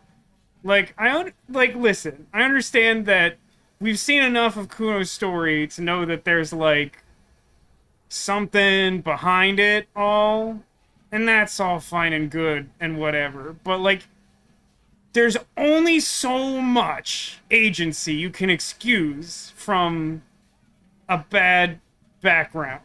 At some point, you're still responsible for your actions. And Kuno is horrific. The kid may have something there. He's already come up with an interrogation technique. Kuno doesn't know who put that shit in there. And if he did, he wouldn't squeal. But if you find out, maybe you can... Stop turning into a pig, Kuno. They're trying to get you hooked on the snitching. Get away from my Kuno. Yeah? Get your bacon shit away.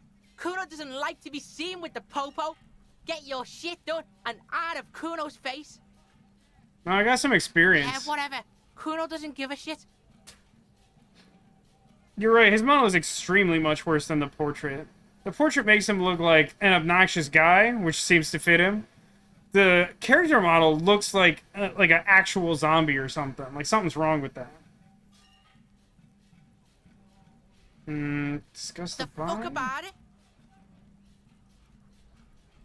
You're testing... I'm really pretty sure that you're just like, these are all red herrings. I don't think these pants exist, Neko. I'm pretty convinced. Kuno doesn't...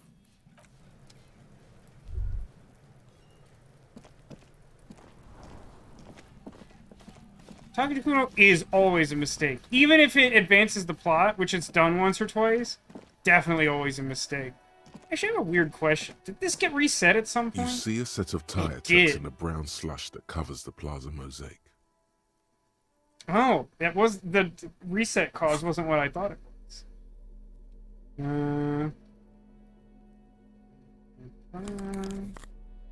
I mean, while I'm here, right? I don't think I have anything more than that. I think I have like 2 different classes that do it or something like that. Rhetoric.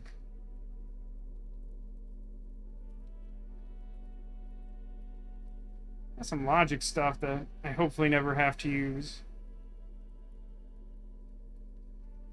I had more than one visual calculus thing, but maybe just don't. Oh, the other one is the -1 that I was wearing. You see a set of tire tracks in the brown slush that covers the plaza mosaic. I don't think the consequences for trying this random check will be dramatic, so 42%? Never mattered. The tire tracks were left here by an unknown event that took place some days ago. It's a message, written in the language of burnt rubber. Some of that rubber stuck to the tiles right in front of the Whirling-in-Rags. This is point A. The driver started there. Oh no, I feel like we're gonna go down the dangerous road of the absolute worst visual aid in the history of games, which comes from Virtue's Last Reward, one of my favorite games of all time. And then accelerated straight into the fence, left a hole big enough for the Franco-Nigerian cavalry, according to the cafeteria manager. Why that pang of guilt again? What happened next? The driver proceeded to back out of the yard, barely stopping before hitting the adjacent building. before heading south. Must have been in a hurry. This is where I started off with my motor carriage before sinking it in the sea. How do I know that? Is he just intuiting that?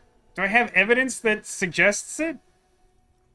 I mean, it's a very logical conclusion, but we don't literally have evidence of that, right? No wonder the cafeteria manager seemed frustrated when he was giving us directions to the yard. I still don't follow that. Well, you did provide us with a very convenient access point to the crime scene. That's true, I did do that. Thanks for looking on the bright side there, pal.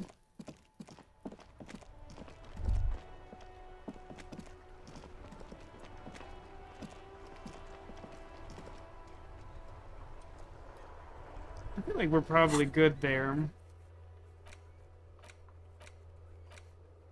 Part of me almost just wants to skip to the end of this day, but I don't know how dramatic of a consequence that would have. Because I want to wash off the death smell. I am a little curious as to what sorts of things it might impact, though. Oh, actually, hold on a second.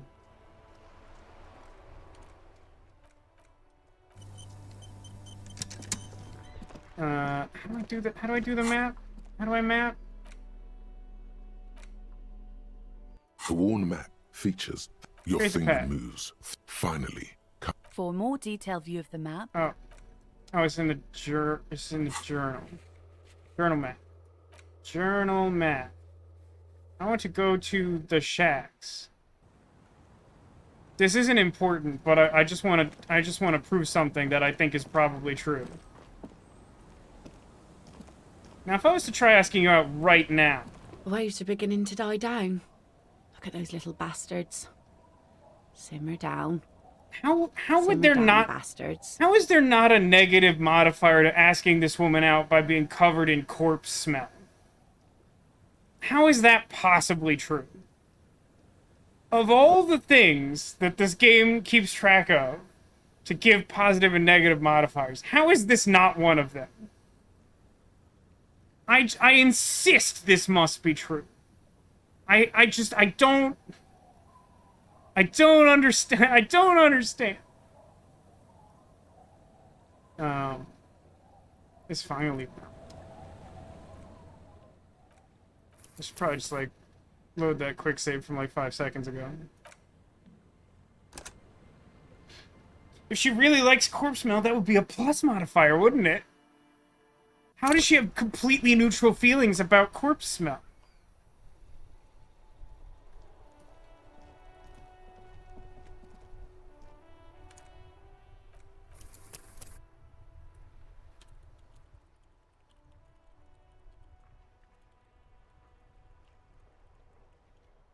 It's a long save name.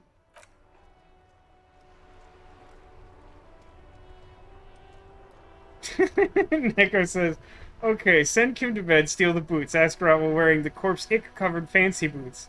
You'll be her knight in shining armor, and since she doesn't care about the smell, there's no way she could turn you down. It does feel like that should also be a plus, right? Anyway, that's gonna be it for the stream tonight. It's gonna lag terribly trying to close the game, as it does. Confirm that, ruin everything. This was a shockingly productive stream considering we started off with I literally didn't know anything to do at all. I was pretty stressed about starting the stream because I didn't... you can see the light reflecting on my face of it having such a hard time just trying to shut the game off. But yeah, like I literally didn't know what to do. Then I passed one check and had like 3 hours worth of content. It's really productive.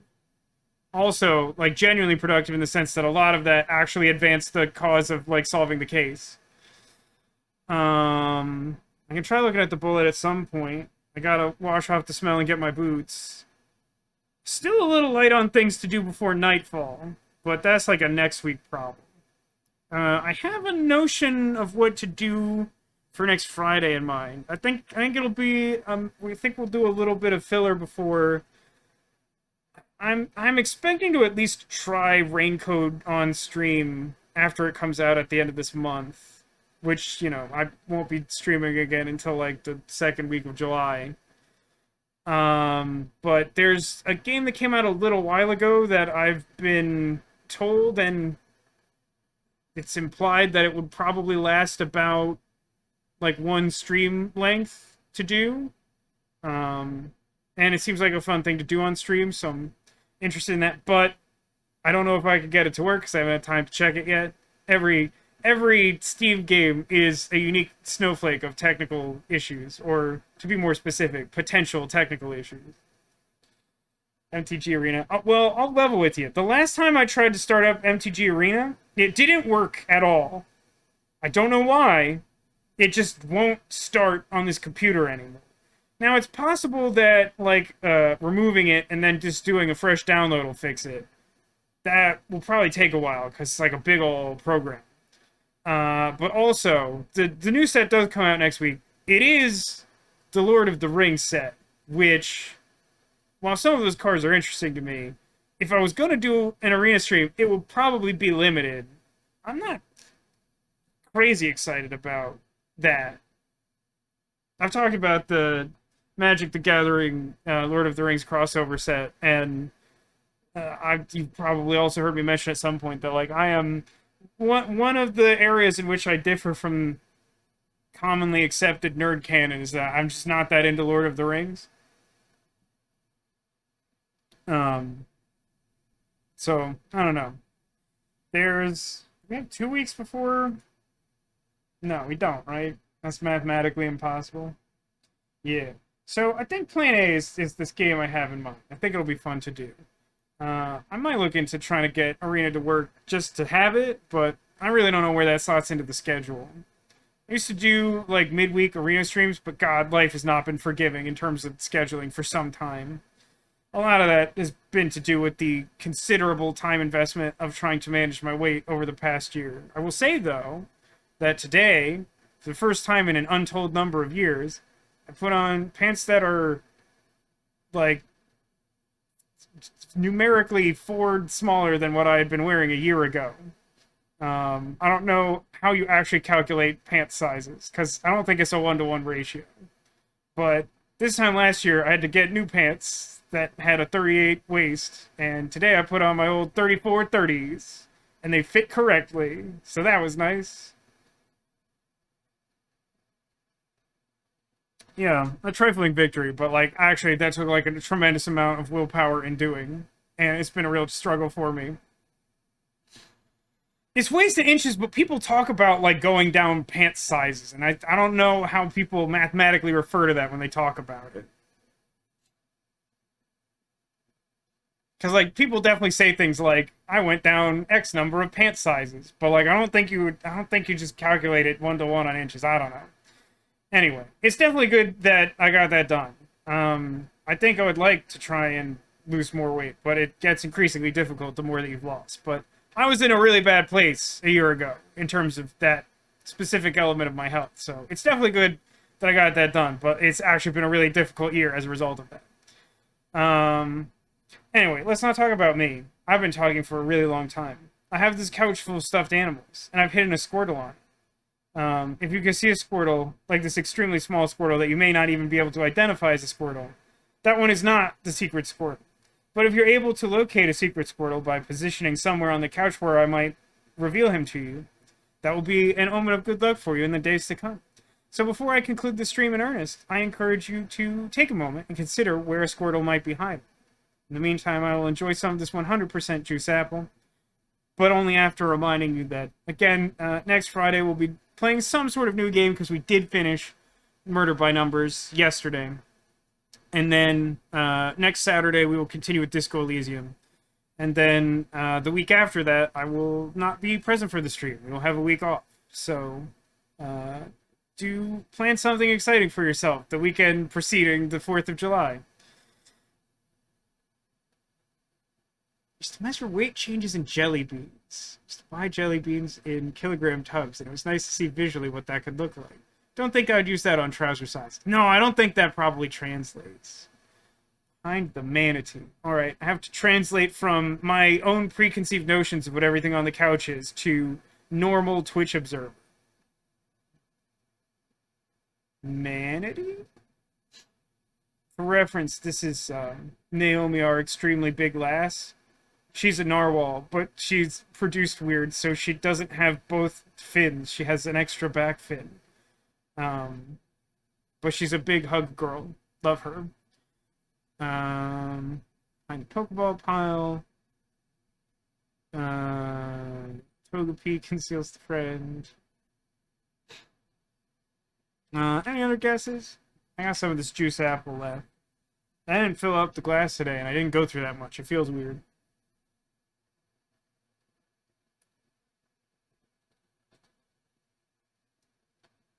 Oh, do you, Kronos? You have, like, a not, like, manufacturer's error Naomi? I wasn't sure if all Naomis were made like that. What's funny is the first time I ever saw a Naomi, it was in, like, a Christmas catalog for Amazon, and she only had the one fin, and I thought that was curious. And then my mom got me one... Was it for Christmas? No, I think she gave it to me because I was really depressed on Easter. I think is what happened. Yeah, I remember that moment well. She was very good. She helped me with hugs right away. But yeah, I'll show you what mine looks like. I suppose we should probably start with the Pokeball pile first, because I think that's all pretty structurally integral. So we got Vaporeon, of course. Hiding down and under there. It's little baby Lorenzo. Look at his extremely tiny feet. Look at them. Look at them. Okay. So that's not our Squirtle. Take a look. Here's obviously our Pikachu. Set him aside.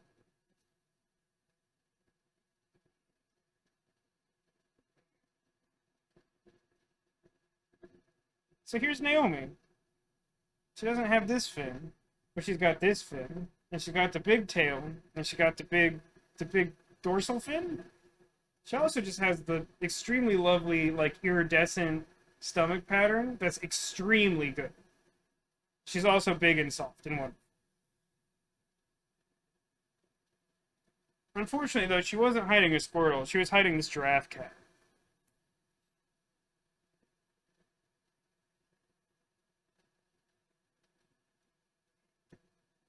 I think Haggis had guessed that Togepi would conceal the friend.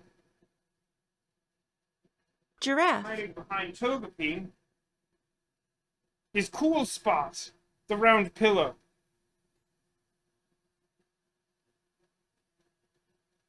I feel like that was... Yes, I would say that little Lorenzo is also very closet. That's true.